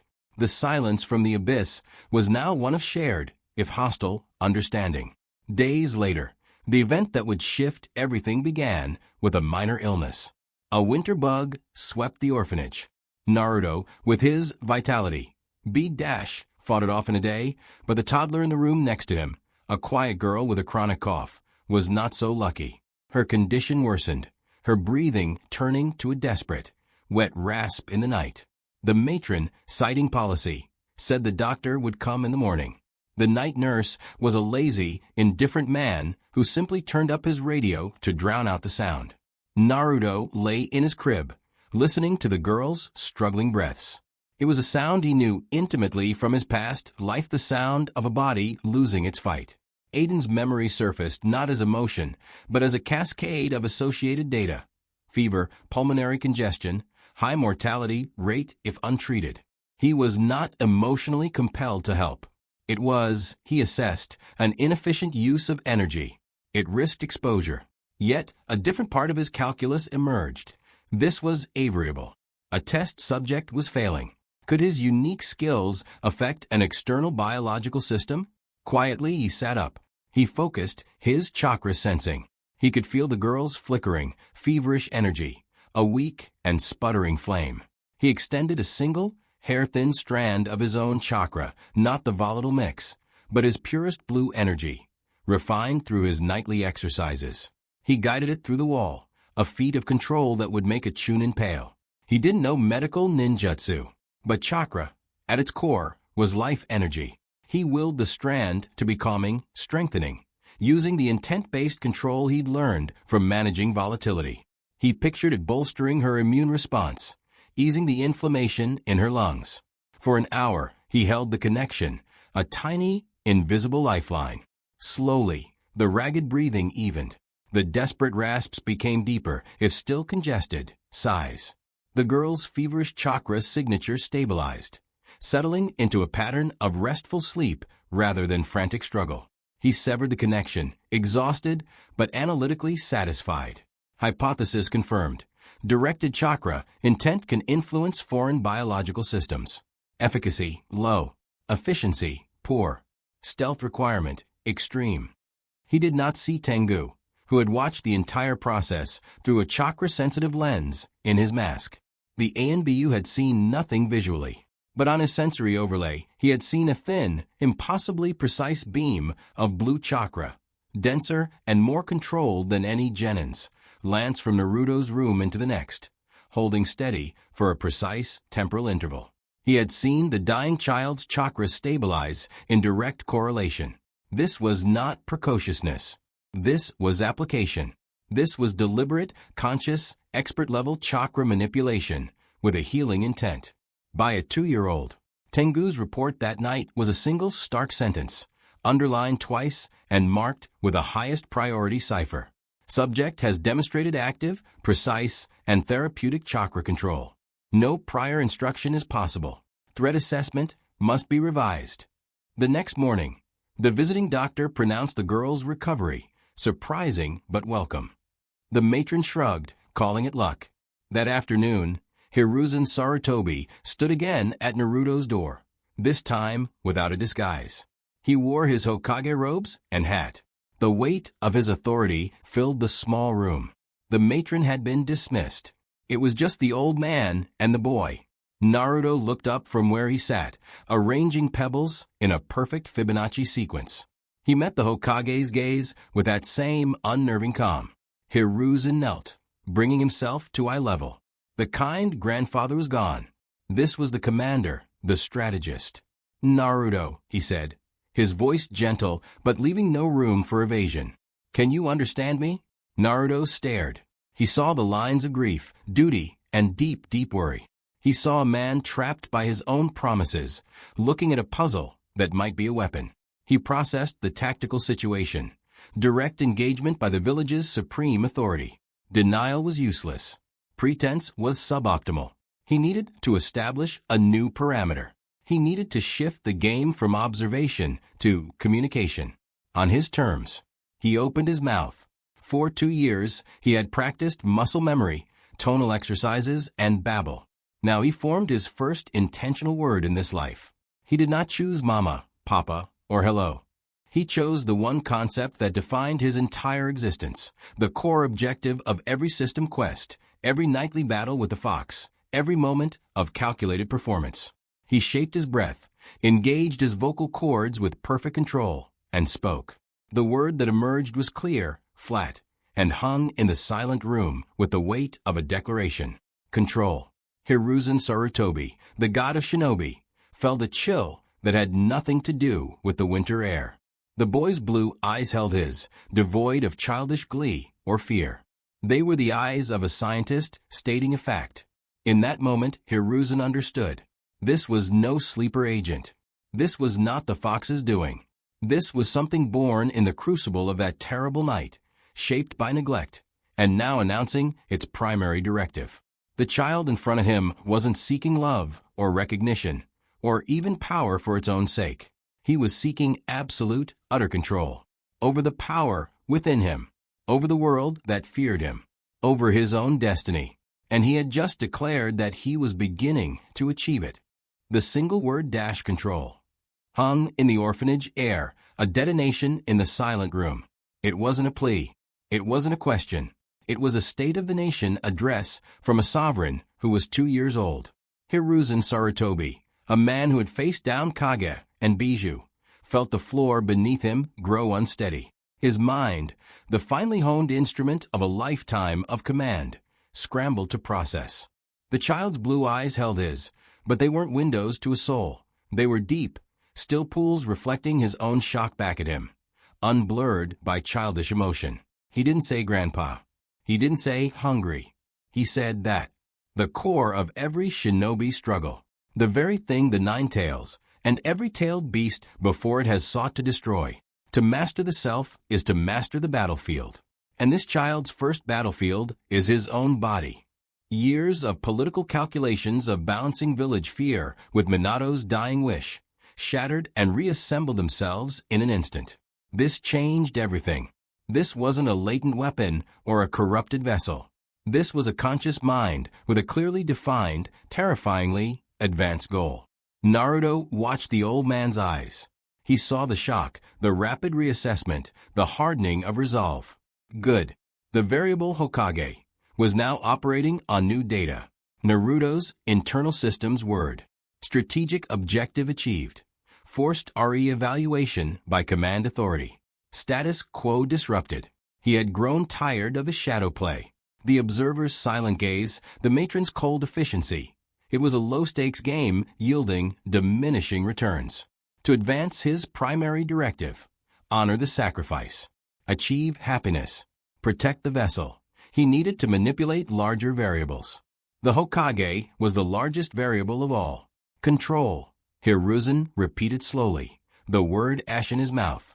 He let the silence stretch, not as a test, but to master his own breathing. The kindly grandfather was gone, burned away by that one word. What remained was the shinobi. What do you wish to control, Naruto? A direct inquiry. Optimal. Naruto tilted his head, a mechanically precise gesture. He lifted one small hand, turning it over to examine his palm. Then he placed that palm flat against his own stomach, right over the hidden spiral of the 8 trigram seal. The message was unmistakable. This. The thing inside. A cold knot tightened in Hiruzen's gut. I see, he murmured. The reports, the stillness, the advanced development. It wasn't just trauma. It was a life dedicated from infancy to a single monumental task, the mastery of the Nine Tails. Minato, Kushina, what have we created? A guardian? Or a force of nature waiting for a trigger? The political landscape of Konoha flashed in his mind. The village, still rebuilding. The council, divided and suspicious. The Uchiha clan, isolated to their compound on the outskirts. Their loyalty questioned by everyone after the fox's attack. The very air of the village was thick with unspoken tensions. And here, in this sterile room, was another tense, silent standoff, one that could determine the future of all of them. It is a difficult path, Hiruzen said, choosing each word as if defusing a bomb. A path of great pain. You do not have to walk it alone. Naruto's hand remained on his stomach. His gaze didn't waver. Alone is a relative term. I have the system. I have the fox. Your help has been a locked door and a watching eye. Define your terms. The child's unbroken silence was more eloquent than any rant. Hiruzen had the distinct, chilling feeling he was being negotiated with. He was used to the fiery defiance of a Jiraiya or the cool arrogance of an Orochimaru. This was different. This was the silent, patient pressure of a deep ocean current. He made a decision, a dangerous one. The council would howl. Danzo would see it as a catastrophic vulnerability. But the boy in front of him was no longer just a Jinchuriki. He was a strategic anomaly of unimaginable potential, and he was currently a free agent developing in the dark. That was a risk Hiruzen could no longer tolerate. The path of control requires knowledge, Hiruzen said, his voice dropping, becoming conspiratorial. It was the tone he used with his ANBU captains. It requires understanding. You have shown an ability to learn, to adapt. He reached into his robes. Naruto's threat assessment subsystem flickered to yellow, then back to green as the Hokage withdrew not a weapon, but a single old scroll. It was small, plain, and sealed with basic chakra ink. This contains the Academy's preliminaries on chakra theory, Hiruzen said, placing it on the floor between them, like an offering. The foundational principles. How energy is generated. How it is shaped. The nature of control exercises. He paused, his dark eyes boring into Naruto's. It is the first lesson every Konoha shinobi learns. You will learn it now. Analysis, offered resource. Scroll, basic chakra theory. Probable trap? No. Intent. Facilitation and assessment. Giver seeks to guide development and measure capability. Naruto's logic circuits approved. This was a superior data stream to his own trial and error. But, Hiruzen continued, and the air grew heavy again. This is not a gift without cost. It is a test. My test. You will study it. You will not speak of it to anyone. You will hide it. And in 1 week, I will return. You will demonstrate for me what you have learned. Not with power, he added sharply, seeing Naruto's eyes flicker to his own volatile chakra network display. With understanding. You will explain to me, in your own way, the relationship between physical and spiritual energy. He was offering a teacher's guidance, but framing it as a commander's mission. It was a bridge, fragile and fraught with peril, thrown across the chasm between them. Naruto looked from the scroll to the Hokage. A week. 168 hours. To decode a written language he could visually recognize but had never functionally read, comprehend advanced theory, and prepare a demonstration. The system was already generating a study schedule. He gave a single sharp nod. Acceptance. Hiruzen rose, his bones protesting. He felt 100 years old. 1 week, Naruto.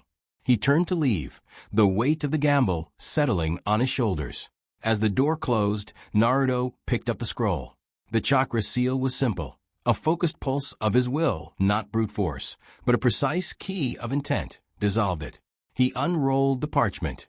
The diagrams of chakra pathways, the explanations of hand seals as focal points, the theories of nature transformation. It was like breathing pure oxygen after months of stale air. Foolish old man.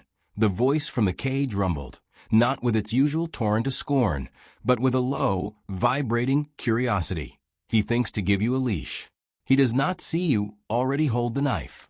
He is providing a blueprint for the weapon. A blueprint is more valuable than 1,000 random strikes. You will use his knowledge to build a better cage for me, Kurama stated, the concept laced with a dark, almost appreciative amusement. I will use it to understand the cage we are both in. The first step to opening any door is to know how its lock was made. The fox fell silent. The sheer, pragmatic ambition of it was something it had not encountered in a container before. Not rage, not fear, not a desperate desire for friendship. Cold, purposeful acquisition. That night, the hidden syllabus had a textbook. Naruto's world dissolved into characters and charts. The system helped cross-referencing terms, creating interactive models of the chakra coil system. He didn't sleep. He learned. He practiced the most basic control exercise described, bringing a single drop of chakra to his fingertip and holding it, perfectly stable. With his volatile energy, it was like trying to balance a diamond on a sword's point. He failed 100 times. On the 101st, a shimmering silver-blue sphere, no larger than a pinprick, glowed there, steady and calm. HN, the grunt from the darkness, was the closest thing to approval he would ever get. When the week ended, Hiruzen returned. He found Naruto waiting, sitting in the same position, the scroll neatly resealed beside him. The boy looked up. Demonstrate, Hiruzen said, no preamble. Naruto lifted his hand. On his index fingertip, the perfect, stable pinprick of light appeared. Not a flare, not a spark, a tool. Then, with his other hand, he pointed to the scroll, then to his own head. He then made a series of gestures, not hand seals, but illustrative ones. He mimed energy rising from his stomach, physical, then descending from his forehead, spiritual, and clapping his hands together where they merged, chakra. He then pointed to the glowing dot on his finger and made a smoothing, shaping motion with his hands. The demonstration was utterly silent, but its meaning was crystalline. I absorb the data. I comprehend the synthesis. I have applied it to achieve precise, sustained manifestation. Hiruzen stared. The chakra point was academy level. The understanding behind the pantomime was that of a seasoned chunin. In 1 week, from a child who had never been taught, the gamble had paid off in a way that terrified him. The boy was a learning engine of monstrous efficiency. Good. The Hokage breathed, the word thick with awe and dread. Very good. He reached into his robes again. This time, he placed 2 new scrolls beside the first. One was labeled Basic Chakra Control, Tree Walking. The other was thinner, older. Introduction to Sealing, Principles of Containment. Your next tests, Hiruzen said, his voice grave. The first, to walk. The second, to understand the nature of your own walls. 2 weeks. He turned to leave, the secret tutelage now an unbreakable pact. As his hand touched the door, a small, clear voice spoke from behind him. Hokage. Hiruzen froze. The second word. He turned. Naruto was looking at him. The pinprick of light extinguished. The ancient eyes in the young face held something new, not gratitude, but acknowledgement of a mutually beneficial transaction. Thank you, the boy said. The words were flat, tonally perfect, and carried the weight of a signed contract. Sarutobi, Hiruzen nodded, a shiver tracing his spine. He had just armed the most dangerous child in the world with knowledge. He could only pray he was also giving him a reason, one day, to protect the village that had shown him only fear, and now watched another clan with deep suspicion. He had gambled not just on a Jinchuriki's control, but on a soul's allegiance. The game had irrevocably changed. The 2 scrolls were more than lessons. They were declarations of intent. The first, Basic Chakra Control, Tree Walking, was a promise of freedom. The second, Introduction to Sealing, Principles of Containment, was the key to his prison. Naruto placed them side by side on his blanket, the system already analyzing the texts before he even broke the Hokage seals. Training Module Update. Foundation Phase concluded. Advancing to Application Phase. New primary objectives loaded. Objective 1. Master Vertical Surface Adherence, Tree Walking. Prerequisite for advanced mobility. Objective 2. Decipher Sealing Theory. Understand the architectural principles of the 8 trigram seal. The timeline was 2 weeks. His internal clock, synchronized with the system, began its countdown. He started with the tree-walking scroll. The principle was simple. Exude a constant, adhesive layer of chakra from the feet. For a normal shinobi, the challenge was output and consistency. For Naruto, it was a tactical nightmare. His chakra wasn't a steady stream. It was a geyser capped by a fragile seal, laced with a volatile, hateful energy that resisted subtlety. His first attempt, in the dead of night, was catastrophic. Focusing on the sole of his foot, he drew forth chakra. A burst of blue, shot through with angry red sparks, erupted. It didn't adhere. It detonated, blowing a charred, foot-sized crater in the wooden floor of his room with a muffled thump that sounded like a thunderclap in the silence. Failure. Chakra output volatile. Control insufficient for fine manipulation. Suggestion. Utilize seal architecture analysis to modulate flow from source. From the cage, a wave of smug satisfaction washed over him. Crude. You wield the sculptor's chisel like a club. The tree would be firewood before you took a single step. The principle is sound, Naruto thought back, analyzing the smoldering mark. The execution is flawed. The variable is the fox's chakra interference. Solution. Isolate a purer stream, or account for the interference in the output formula. He turned to the ceiling scroll. This text was denser, older. It spoke of symbols as focuses of will, of ink and blood as conductors of intent, of barriers not just as walls, but as structured concepts. A containment seal wasn't just a lock, it was a law written in chakra, stating, "Nothing shall pass this boundary." As he cross-referenced these principles with the glowing three-dimensional schematic of his own seal provided by the system, he began to see it not as a tattoo, but as a living document. The swirling lines were clauses.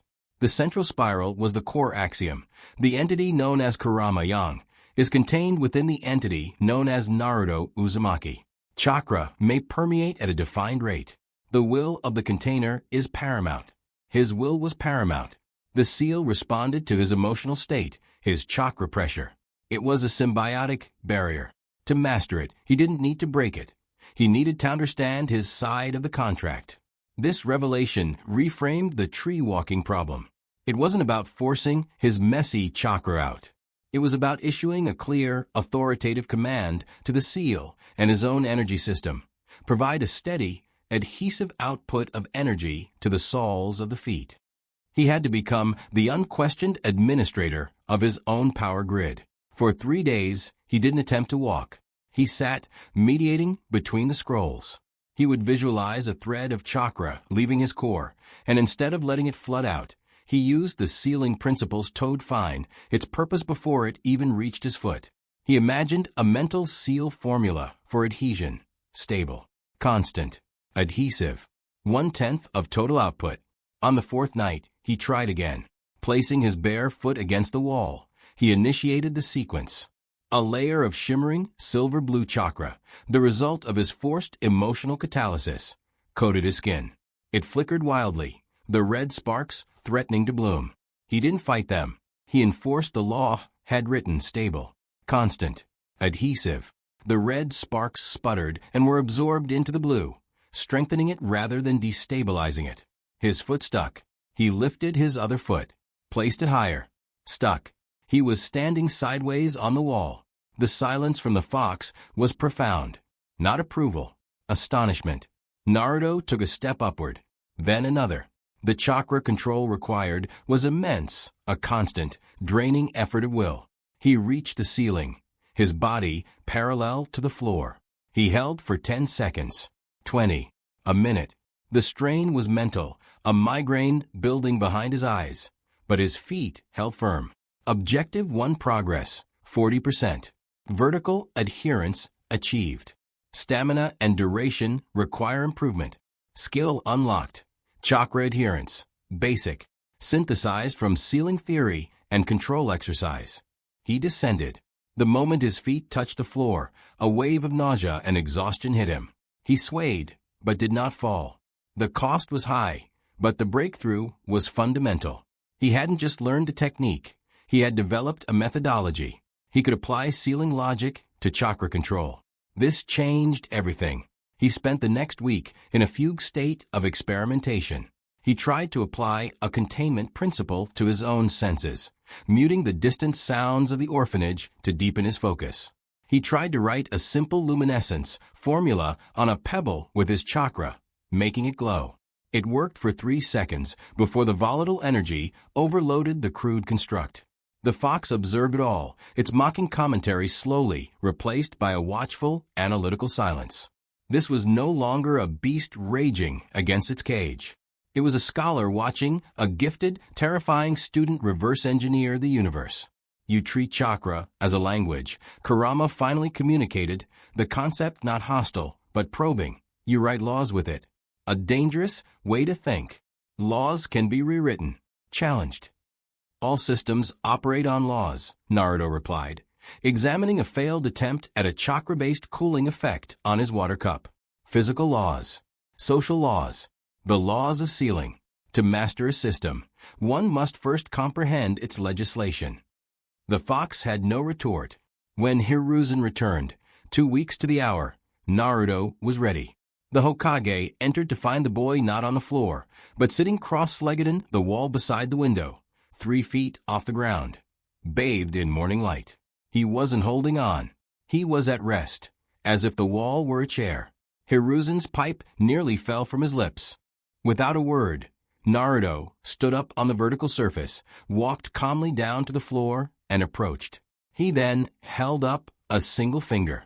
Upon it he formed not the pinprick of light, but a complex, tiny 3-dimensional shape, a rotating, simplified model of the 8-trigram seal, rendered in stable silver chakra. It was a visual thesis. He pointed to the sealing scroll, then to the glowing model, then to his own stomach. The message: I have studied the principles. I have applied them to understand my own reality. Hiruzen sank slowly onto the room's solitary stool, feeling the world tilt. Tree walking was a milestone achieved by talented genin in months. This child had done it in 2 weeks, while simultaneously decoding introductory, sealing theory to the point of holographic representation. The speed wasn't just prodigious, it was impossible. The walls, Hiruzen murmured, gazing at the boy who mastered them, both literal and metaphorical. You see them not as barriers, but as structures to be analyzed. Naruto nodded. He made a new gesture. He mimed the tree walking, then formed a fist. Then he pointed at the Hokage and made a walking motion with 2 fingers. A question. You gave me this skill, this tool. For what purpose? What is the mission? Hiruzen understood. The boy was asking for a function, an application beyond the test. He saw not a gift, but an issued piece of equipment. The Hokage's heart ached with a complex pain. This was the perfect shinobi mind, adaptable, ruthless, logical. And it was growing in total isolation, seeing relationships as transactional exchanges of data and utility. The purpose, Hiruzen said, choosing a truth that was also a test, is to ensure you are never trapped again. By a room, by an enemy, by the very power inside you. The purpose is to give you a path to walk where none exists. He saw Naruto process this. The boy's eyes flickered to the system interface only he could see, as if comparing the Hokage's words to his primary directives. After a moment, he gave another nod. The answer was satisfactory. It aligned with core programming. There is another wall, Hiruzen said softly, the political reality pressing in. One you do not see. The village is unsettled. Your progress, if known, would cause fear. You must be discreet. Your freedom depends on their ignorance. Do you understand? Naruto looked at him. He thought of the matron's coldness, the villagers' averted gazes he'd seen on the rare trips outside. He thought of the observer, always present. He understood perfectly. He was a secret project, a classified weapon. Secrecy was a parameter of his survival. He placed his hand over his stomach, where the seal lay, then covered his mouth with the other hand. A vow of silence. Good, Hiruzen said, rising. He produced one final scroll. This one bore no label. This is not a test. It is a tool. For the mind. Basic memory retention and cognitive focus exercises. to help you manage the data. It was a primer on mental discipline, a gentle nudge towards mastering the torrent of his own thoughts. As he left Konoha's orphanage, the weight was heavier than ever. He had just accelerated the growth of a being he barely comprehended. He thought of the simmering tension with the Uchiha, of Danzo's paranoid whispers about handling the Jinchuriki problem, of the village's fragile peace. In his mind's eye, he saw Naruto walking calmly down the wall, a sovereign in a tiny kingdom of one. The boy was learning to master every wall he encountered. Sarutobi Hiruzen could only hope that when Naruto finally looked beyond the walls of his own existence, he would still see Konoha as something worth protecting, and not merely as the next, largest barrier to be analyzed, understood, and ultimately overcome. The scroll on mental discipline was not a map to power, but a mirror. It did not teach him how to do more, but how to more with himself. For days, Naruto did nothing but breathe. He followed the exercises to the letter, focusing on a single point, tracing the flow of his thoughts like a hunter tracking spoor, learning to observe the chaos of his own mind without being swept away. The orphanage faded. The ever-present watchfulness of Tengu became a distant datum. Even the low, constant rumble of the fox's hatred became just another weather pattern in his internal sky. You quiet the surface, but the depths still churn. A storm does not care if you name it. Naruto did not argue. He acknowledged the truth and returned to his breath. He was not seeking peace. He was seeking order. On the 5th day, the system reacted. System notification. Host neural efficiency threshold B reached. Cognitive framework optimization available. Initiating mental partitioning protocol. A new schematic unfolded in his mind's eye. It was not of chakra coils or seals, but of his own consciousness. The system presented it as a vast, derelict estate, the garden of the mind. Most of it was overgrown, wild with the untamed undergrowth of instinct, emotion, and the fox's influence. A single, small clearing represented his focused will. The protocol was simple, brutal, and perfect. It allowed him to haul off sections of his mind, to create partition spaces for specific functions, isolating them from the turbulence of the whole. He began with a single partition. He visualized a simple, clean room with a single window. This would be the analysis chamber. Here, and only here, would he process the data from the system, cross-reference scroll knowledge, and plan. No fear, no anger, no Kurama's grumbling could enter. The door sealed with a soundless click of will. The effect was instantaneous. The migraines that followed intense study vanished. His thoughts, once a roaring river, became a network of canals, each flowing where he directed. You build more cages. For your thoughts now. How amusing. A library is not a cage. It is a system of organization. Chaos is data without a directory. He created a second partition, the sensory buffer.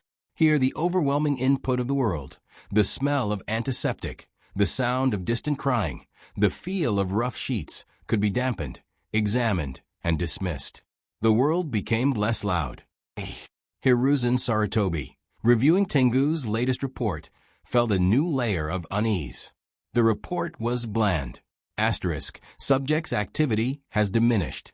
Sits in meditation for 12 to 14-hour intervals. No overt training. Physiological readings indicate extreme mental fatigue, but no distress. Atypical stillness has reached new thresholds. He's not stagnating, Hiruzen thought, tapping his pipe. He's diving inward. But to what end? The mental discipline scroll was meant to give the boy tools to manage his unique burdens, not to make him vanish into his own skull. The Hokage's gamble was yielding stranger fruit by the day. Across Konoha, in a lightless room deep beneath the Foundation's headquarters, another mind was at work. Danzo Shimura's single eye scanned a different report. His agent, a root operative seamlessly embedded in the orphanage's cleaning staff, had provided more troubling details than the ANBU. Details of precise motor control witnessed in private, of food being arranged in geometric patterns by a toddler, of a chilling, unwavering gaze. The third coddles the beast, Danzo murmured to the darkness. He sees a child to be taught. I see a variable. an unstable one. The Jinchuriki was a village asset, but this level of preternatural development was not in any of the first projections. It smelled of the fox's corruption, or worse, of some unknown factor from the night of the ceiling. A variable needed to be quantified, and if necessary, controlled. Cat, he spoke. A masked figure knelt instantly. The observation of Subject Ninetails is elevated to Priority Alpha. I want a full behavioral and capability profile. Use non-invasive sensory pulses during sleep cycles. The Hokage's Watcher is not to be compromised. Understood, Lord Danzo. Back in his room, Naruto's newly partitioned mind registered the intrusion immediately. A faint, spiderweb-thin pulse of foreign chakra, designed to read his vitality and mental state, brushed over him as he lay seemingly asleep. External diagnostic scan detected. Origin: unknown stealth protocol. Intent: biometric surveillance. Countermeasure: sensory buffer partition engaged. Feeding purely recorded vital signature data. Base state. He let the scan pass, feeding it the dull, empty readings of a normal, sleeping child. In the analysis chamber, a new subprocess launched. Threat assessment, new observer. Methodology: advanced clandestine.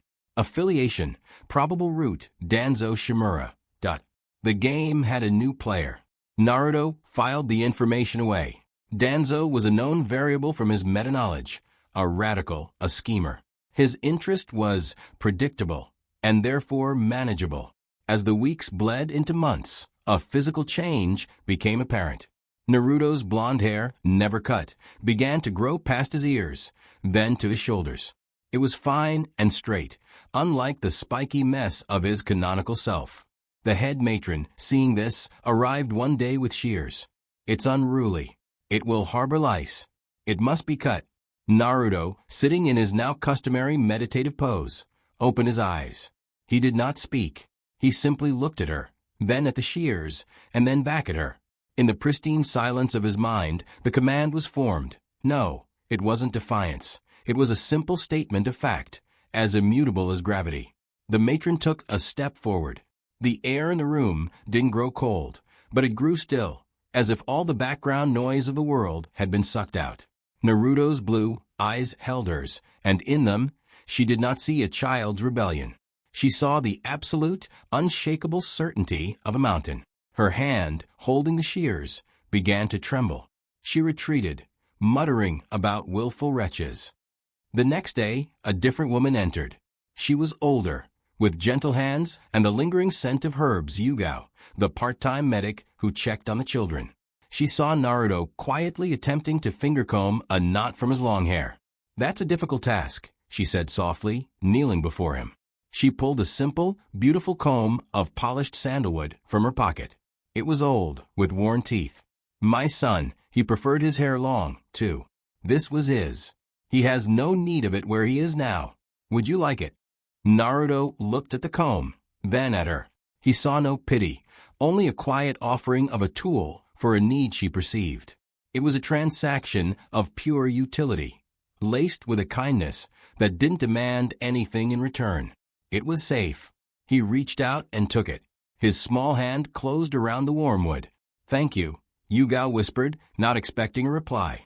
She showed him a few basic strokes before leaving. That night, in the moonlight, Naruto used the comb. The ritual of drawing it through his hair became another exercise in control, in patience. He envisioned his appearance not as it was, but as it would be. The long, pale gold hair falling straight and neat down his back, like a Hyuga's. He imagined dark, simple clothes that would not draw the eye, that would speak of silence and purpose. A noble's bearing, forged in an orphan's room. Vanity, from a creature of such grim purpose. Kurama's thought echoed, more curious than mocking. It is not vanity. It is a uniform. The mind shapes the body, and the body shapes the world's perception. This, he thought, drawing the comb through a final snag, is the first draft of that statement. System notification. Host self-image parameters updated. Visual projection subsystem unlocked. Mental partition self-simulation now available. A new partition formed. Here he could project and refine the image of his future self. how he moved, how he stood, how he held the comb. He practiced the graceful, efficient movements he admired in the hyuga he sometimes saw through his window, discarding the clumsy exuberance of the Naruto he remembered. He was no longer just training his chakra or his mind. He was architecting his entire being, from the thoughts in his head to the fall of his hair. Asterisk, asterisk, asterisk. One evening, as he practiced tree walking on the ceiling of his room, his enhanced senses caught a new signature.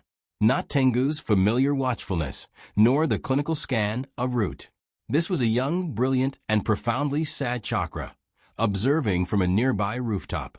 It was carefully controlled, but it carried a weight of darkness and genius that was unique. Chakra signature analysis matches records for Uchiha Itachi. Age 8. Threat level theoretically extreme. Current intent observation, curability. Itachi, the prodigy, the future clan killer. Here, now watching the Jinchuriki. Naruto did not look up. He continued his silent walk across the ceiling. But in the analysis chamber, gears turned. Itachi's presence was a data point of immense significance. It tied the Uchiha's watchful anxiety directly to him. He was not just a village secret. He was a piece on the clan's political board. He finished his walk and descended. Sitting on his blanket, he picked up the sandalwood comb and began to slowly, methodically, run it through his growing hair. It was a message to any who watched. I am not what you expect. I am building something else. On the rooftop, Uchiha Itachi, tasked by his father to assess the village's greatest threat, watched the small, serene boy in the orphanage window. He saw the precision of his movements, the unsettling calm, the deliberate care of his grooming. He did not see a monster or a weapon. He saw a puzzle box, locked tight. Father fears the fox, Itachi thought, his Sharingan secretly active, recording every detail. But the container is what I do not understand. For the first time in a long time, something cut through Itachi's own heavy dread. Not hope, but a sharp, professional fascination. The Jinchuriki was an equation, and Itachi's mind, trained to solve for the worst possible outcome, began to work on it. In his room, Naruto placed the comb beside his scrolls. The garden of his mind was growing, ordered, and secure. But outside its walls, the forest of the world was vast, dark, and full of watching eyes. He had begun to shape himself. Soon, he would need to decide how to shape the world around him. The next phase would require more than meditation. It would require a move. On the rooftop, Itachi Uchiha's breath froze. The Sharingan burned the impossible image into his memory. This was not the fox's power. This was not madness. This was lucid, artistic, intellectual communication from a 3-year-old Jinchuriki. The puzzle box had just opened itself a crack, revealing not chaos, but breathtaking, intricate order. Father, the council, they are all wrong, Itachi thought, a seismic shift cracking his understanding. The threat isn't the beast losing control. The threat or the hope is the mind inside gaining it. He vanished, his report to his clan head now containing a secret he would never fully share. In the Hokage's office, an hour later, Hiruzen listened to Tengu's frantic, confused report. He created a complex chakra model, Lord Third. Representational. He looked right at my position. Heck knows. Hiruzen closed his eyes. The path of secret tutelage had reached its end. The child was no longer just absorbing knowledge. He was communicating with it. And he had just communicated to every watching faction that he was aware of their game. The stakes had just been raised. The orphanage could no longer contain what was growing inside it. The carefully maintained policy of silent neglect was now an active liability. Recall the watch detail, Hiruzen said, his voice tired. All of them. ANBU and any others you may sense. Lord Hokage, he has declared his awareness. Continued covert observation is now an insult and a provocation. Hiruzen looked at the Hokage monument, at Minato's face. It is time for a new policy. The seedling has outgrown its first pot. We must either transplant it or prune it. He knew Danzo would argue for the latter. The council would panic. But Hiruzen had seen the model in Tengu's report. The tree, the pebble, the watchers. The boy didn't see himself as the pebble. He saw himself as the artist. And an artist, properly guided, could build wonders. Or unravel them. Naruto, back in his room, felt the withdrawing chakra signatures. First Tengu, with a final pulse of bewildered respect. Then, moments later, the root signature, lingering with frustrated reluctance before fading. Silence. True, unwatched silence, for the first time since his birth. It was not peaceful. It was pregnant with potential. You have cleared the board. Now, they will send a different piece. I know, Naruto thought, looking at the sandalwood comb. The first move was his. The game was no longer about hiding. It was about defining the terms of engagement. He had forced the system to acknowledge him. The next chapter would begin when they decided how to respond. The silence that descended after the Watchers withdrew was not empty. To Naruto, it was a new medium, like clear water after mud. For 3 days, he simply existed within it, recalibrating. His routine continued meditation, chakra exercises, studying the scrolls. But the oppressive weight of external observation was gone. The sensory buffer partition, which had been working constantly to filter and dampen the chakra signatures of ANBU and root, reported a dramatic drop in processing load. Environmental scan. Sustained surveillance protocols discontinued. Perimeter clear. Analysis. Hokage's direct order. Probable reason. Acknowledgement of host's awareness renders covert observation counterproductive. He had forced a change in the system's parameters. It was a minor victory of agency. Yugao, the medic, continued her visits. Her kindness remained a variable he couldn't fully process with cold logic. One afternoon, as she checked his vitals, her fingers gently brushed through the hair now falling past his shoulders. "It's getting quite long, Naruto-kun," she said softly, not with the matron's disapproval, but with a note of quiet observation. "It's very fine. It must be difficult to manage." Naruto looked at her. The sandalwood comb she had given him was his most prized tool, not for sentiment, but for its perfect utility. It executed its function flawlessly. He retrieved it from under his thin pillow and held it out to her, a question in his eyes. "You want me to?" she asked, understanding. He gave a single nod.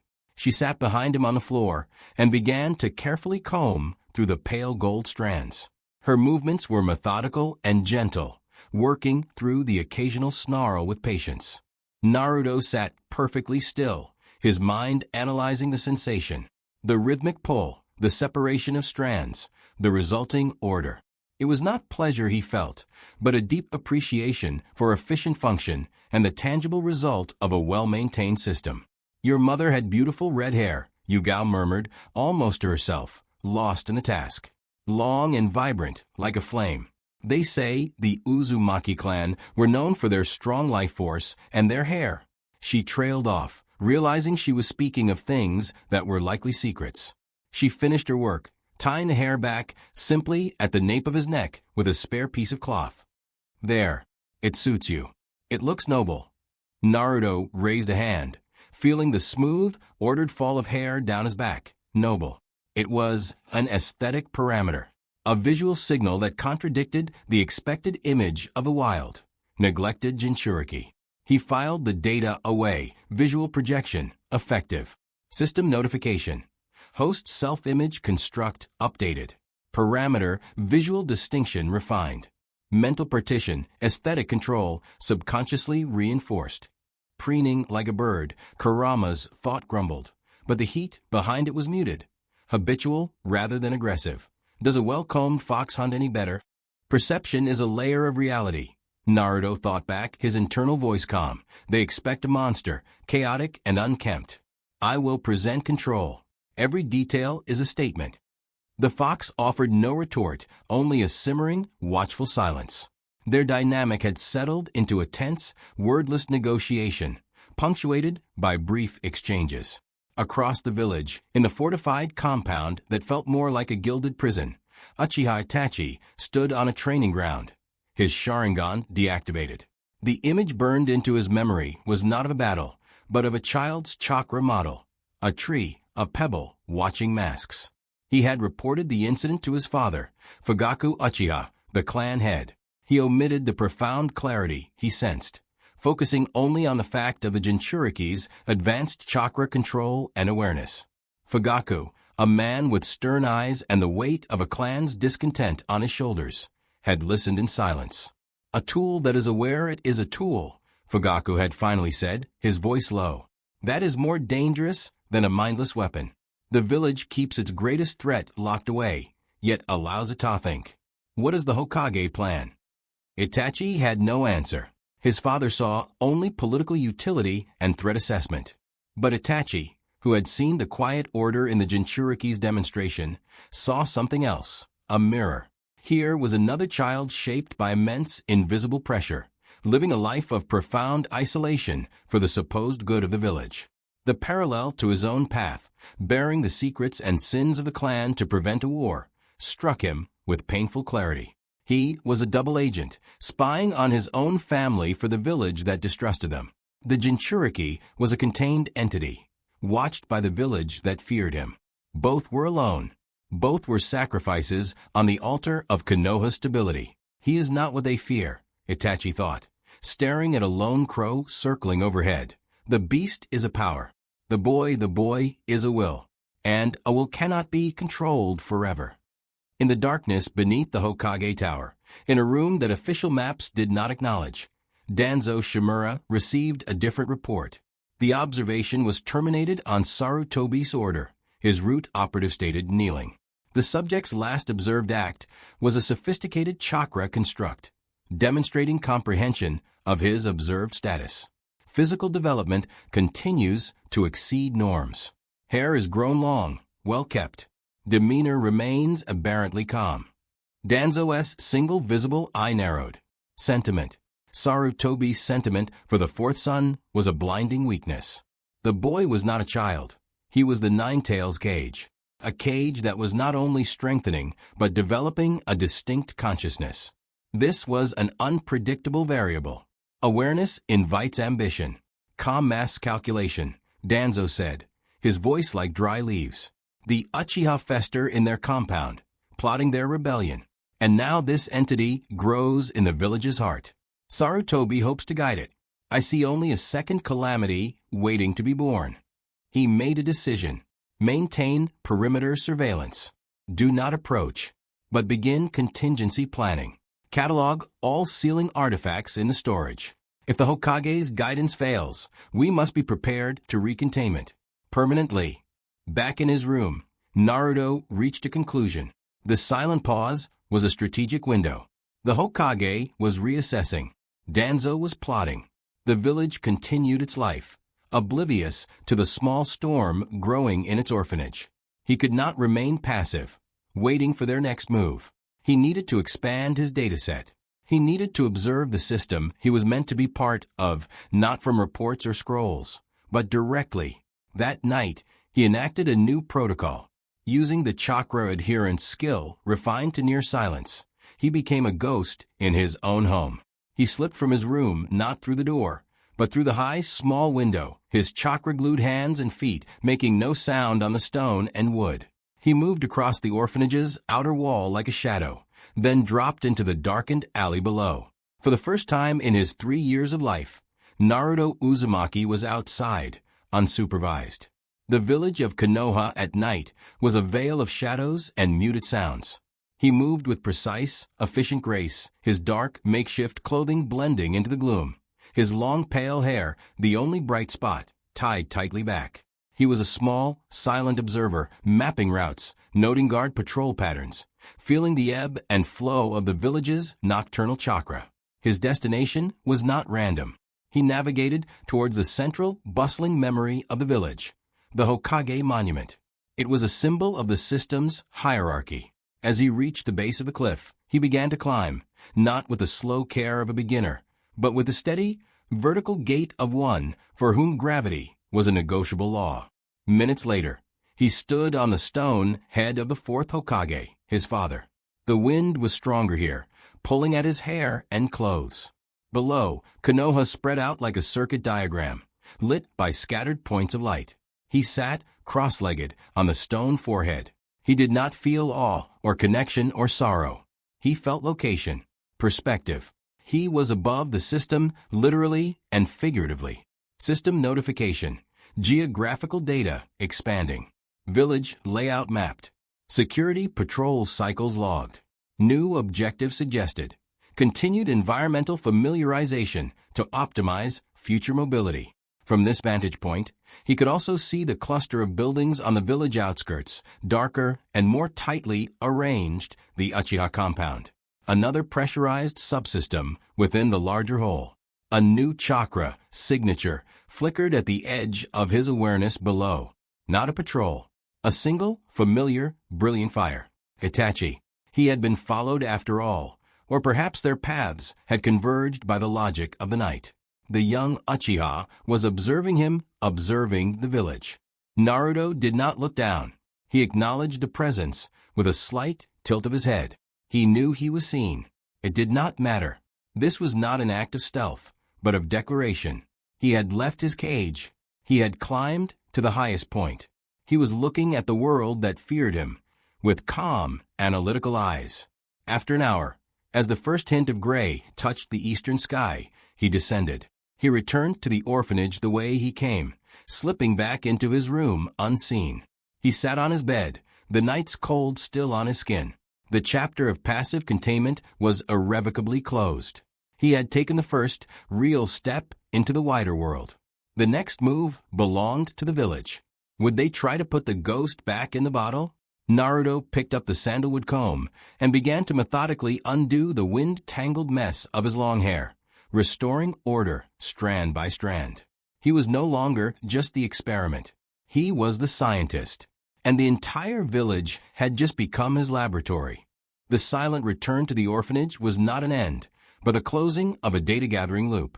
Naruto sat in the center of his room as dawn broke, processing. The night's expedition had yielded terabytes of environmental data, patrol vectors, chakra signatures of sleeping citizens, the faint, complex hum of Konoha's barrier system at its lowest power setting. It was all neatly filed within the analysis chamber. The most significant datum was Observer 03's presence at the monument's base. Itachi had not interfered. He had only watched, his brilliant chakra signature a quiet beacon of acknowledgement in the dark. The message was clear: you are seen, but I am not your captor. That IT was a fascinating deviation from the parameters of ANBU or root. Analysis. Uchiha Itachi Observer 03. Behavior indicates neutral curious stance. No hostile intent registered. Possible utility as an unofficial data source on Uchiha/village politics. Naruto filed the thought away. Alliances were complex functions he was not yet ready to compute. But a neutral observer with high-level access was a resource. The expected reaction from the system's primary administrator came with the morning sun. It was not ANBU, not root. It was Sarutobi Hiruzen himself, appearing at the orphanage door with an expression that blended grandfatherly concern with the grim resolve of a Kage who has discovered a security breach. The head matron, flustered and pale, was dismissed with a look. The Hokage entered Naruto's room alone and closed the door. He did not speak immediately. His eyes took in the room, the neat bed, the carefully stacked scrolls, the sandalwood comb placed precisely parallel to the wall. They lingered on Naruto, sitting calmly, with his back straight, his long, now perfectly ordered hair falling over the shoulders of his dark, makeshift tunic. The boy looked less like a child and more like a young, ascetic prince under house arrest. "The view from a monument is quite beautiful before dawn," Hiruzen said finally, his voice neutral. He leaned his staff against the wall and settled onto the floor, crossing his legs, making himself an equal in height.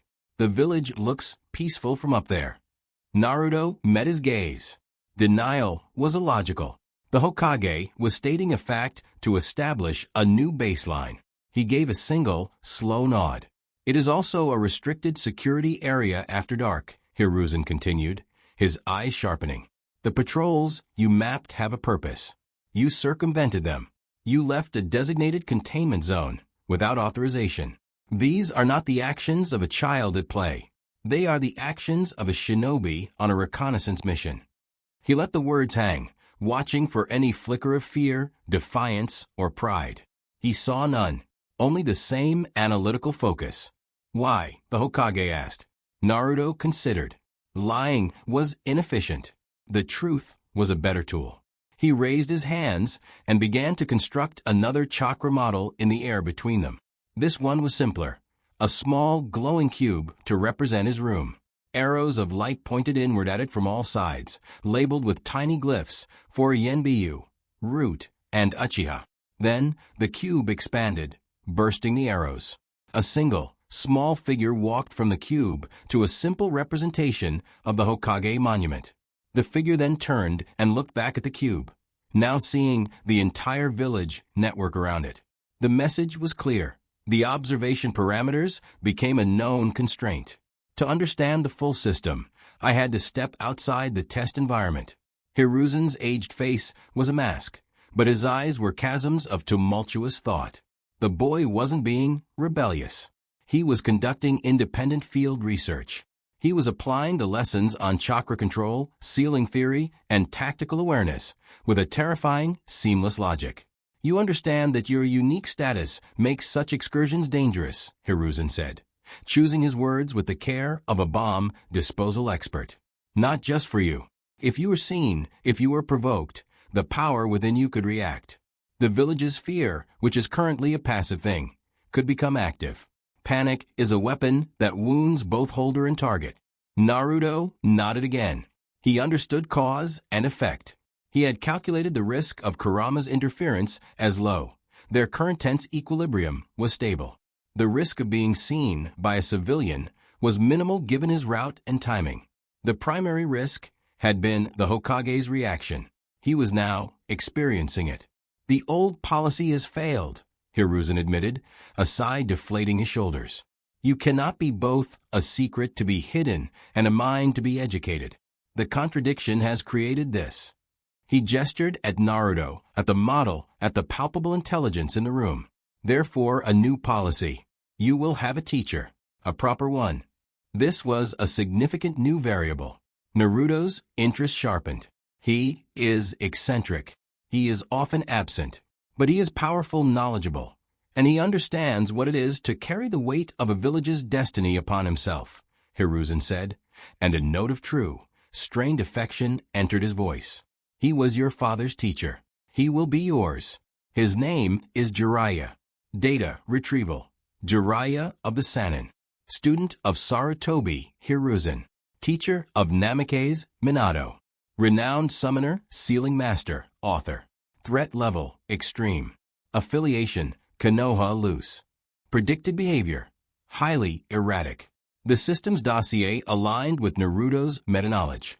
Jiraiya was a variable of high power and high unpredictability, a superior source of data on advanced sealing and chakra theory, but also a potential source of chaotic social interaction.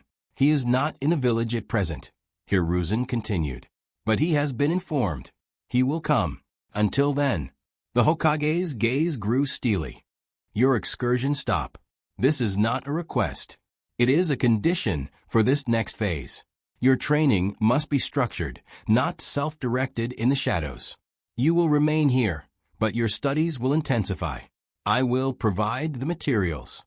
You will not test the boundaries again. Do you accept these terms? Naruto analyzed the proposal. Input. Cessation of external exploration. Output.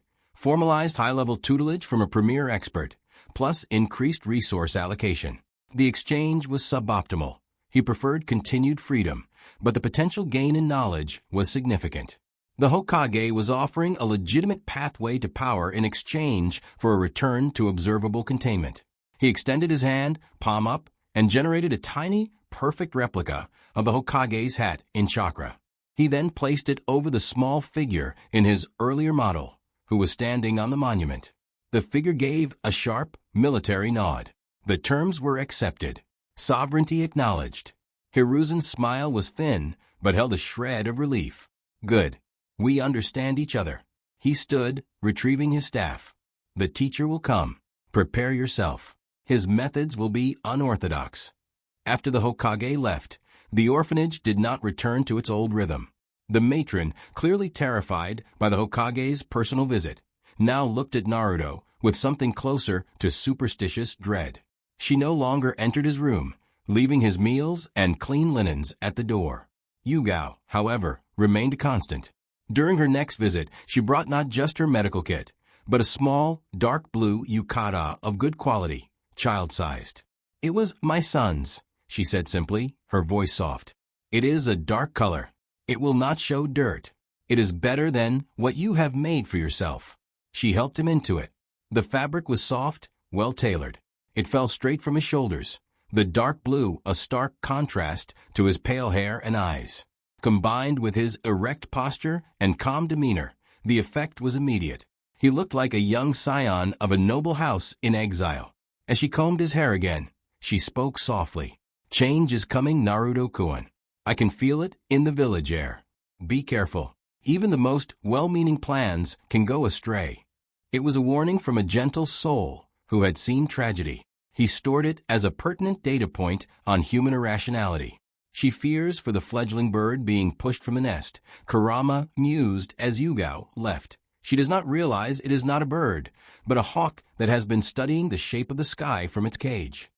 The analogy is flawed, Naruto thought, running the comb through a final strand. Hawks are instinctual predators. I am an engineer. They are not giving me a sky to hunt in. They are giving me a larger workshop with more advanced tools. The principle is the same. / In the Uchiha compound, Fugaku Uchiha listened to his son's report in the austere family room. Itachi knelt formally, his face a placid mask. The Jinchuriki ascended the Hokage monument unimpeded. His chakra control is precise, silent. He demonstrated awareness of my presence. He offered no threat. He only observed, Itachi reported. And the Hokage's response? Fugaku asked, his voice a low rumble. A prolonged private visit to the orphanage this morning. ANBU cordon was re-established, but at a greater distance. A change in policy is likely. Fugaku's fingers tightened on his knee. The village coddles its monster while it isolates us for suspicion. They fear the Uchiha's eyes, but they nurture the fox's container. The injustice is a poison in the clan's heart, Itachi. They are not the same, Itachi thought, but he said nothing. In his mind's eye, he saw two figures, one standing atop the stone heads of power, looking down, the other kneeling in this dark room, bearing the weight of a clan's simmering rage upward. Both were alone. Both were seen as problems to be managed. A strange, cold kinship of circumstance settled in his chest. For Naruto, the following days were a period of intense preparation. New scrolls arrived, delivered by a masked ANBU who left them at the door without a word. Advanced Chakra Nature Theory. Fundamentals of Summoning Contracts. The architectural logic of Barrier Ninjutsu. He devoured them. The analysis chamber-worked over time, integrating the new theories. He began tentative exercises, not to perform jutsu, but to understand the underlying formulae. He used his Sentry Ward principle to create more complex barrier drafts around his scrolls, key to his chakra signature only. He was assembling a formidable intellectual arsenal, waiting for the master who would teach him how to forge it into a physical one. He was no longer a secret experiment. He was an acknowledged apprentice. The village's strategy had shifted, from containing an Ito educating a him. The risks were exponentially higher. But so Naruto calculated as he traced a complex barrier seal in the air, watching its energy matrix stabilize with the potential returns. The next move was Jiraiya's, and Naruto would be ready.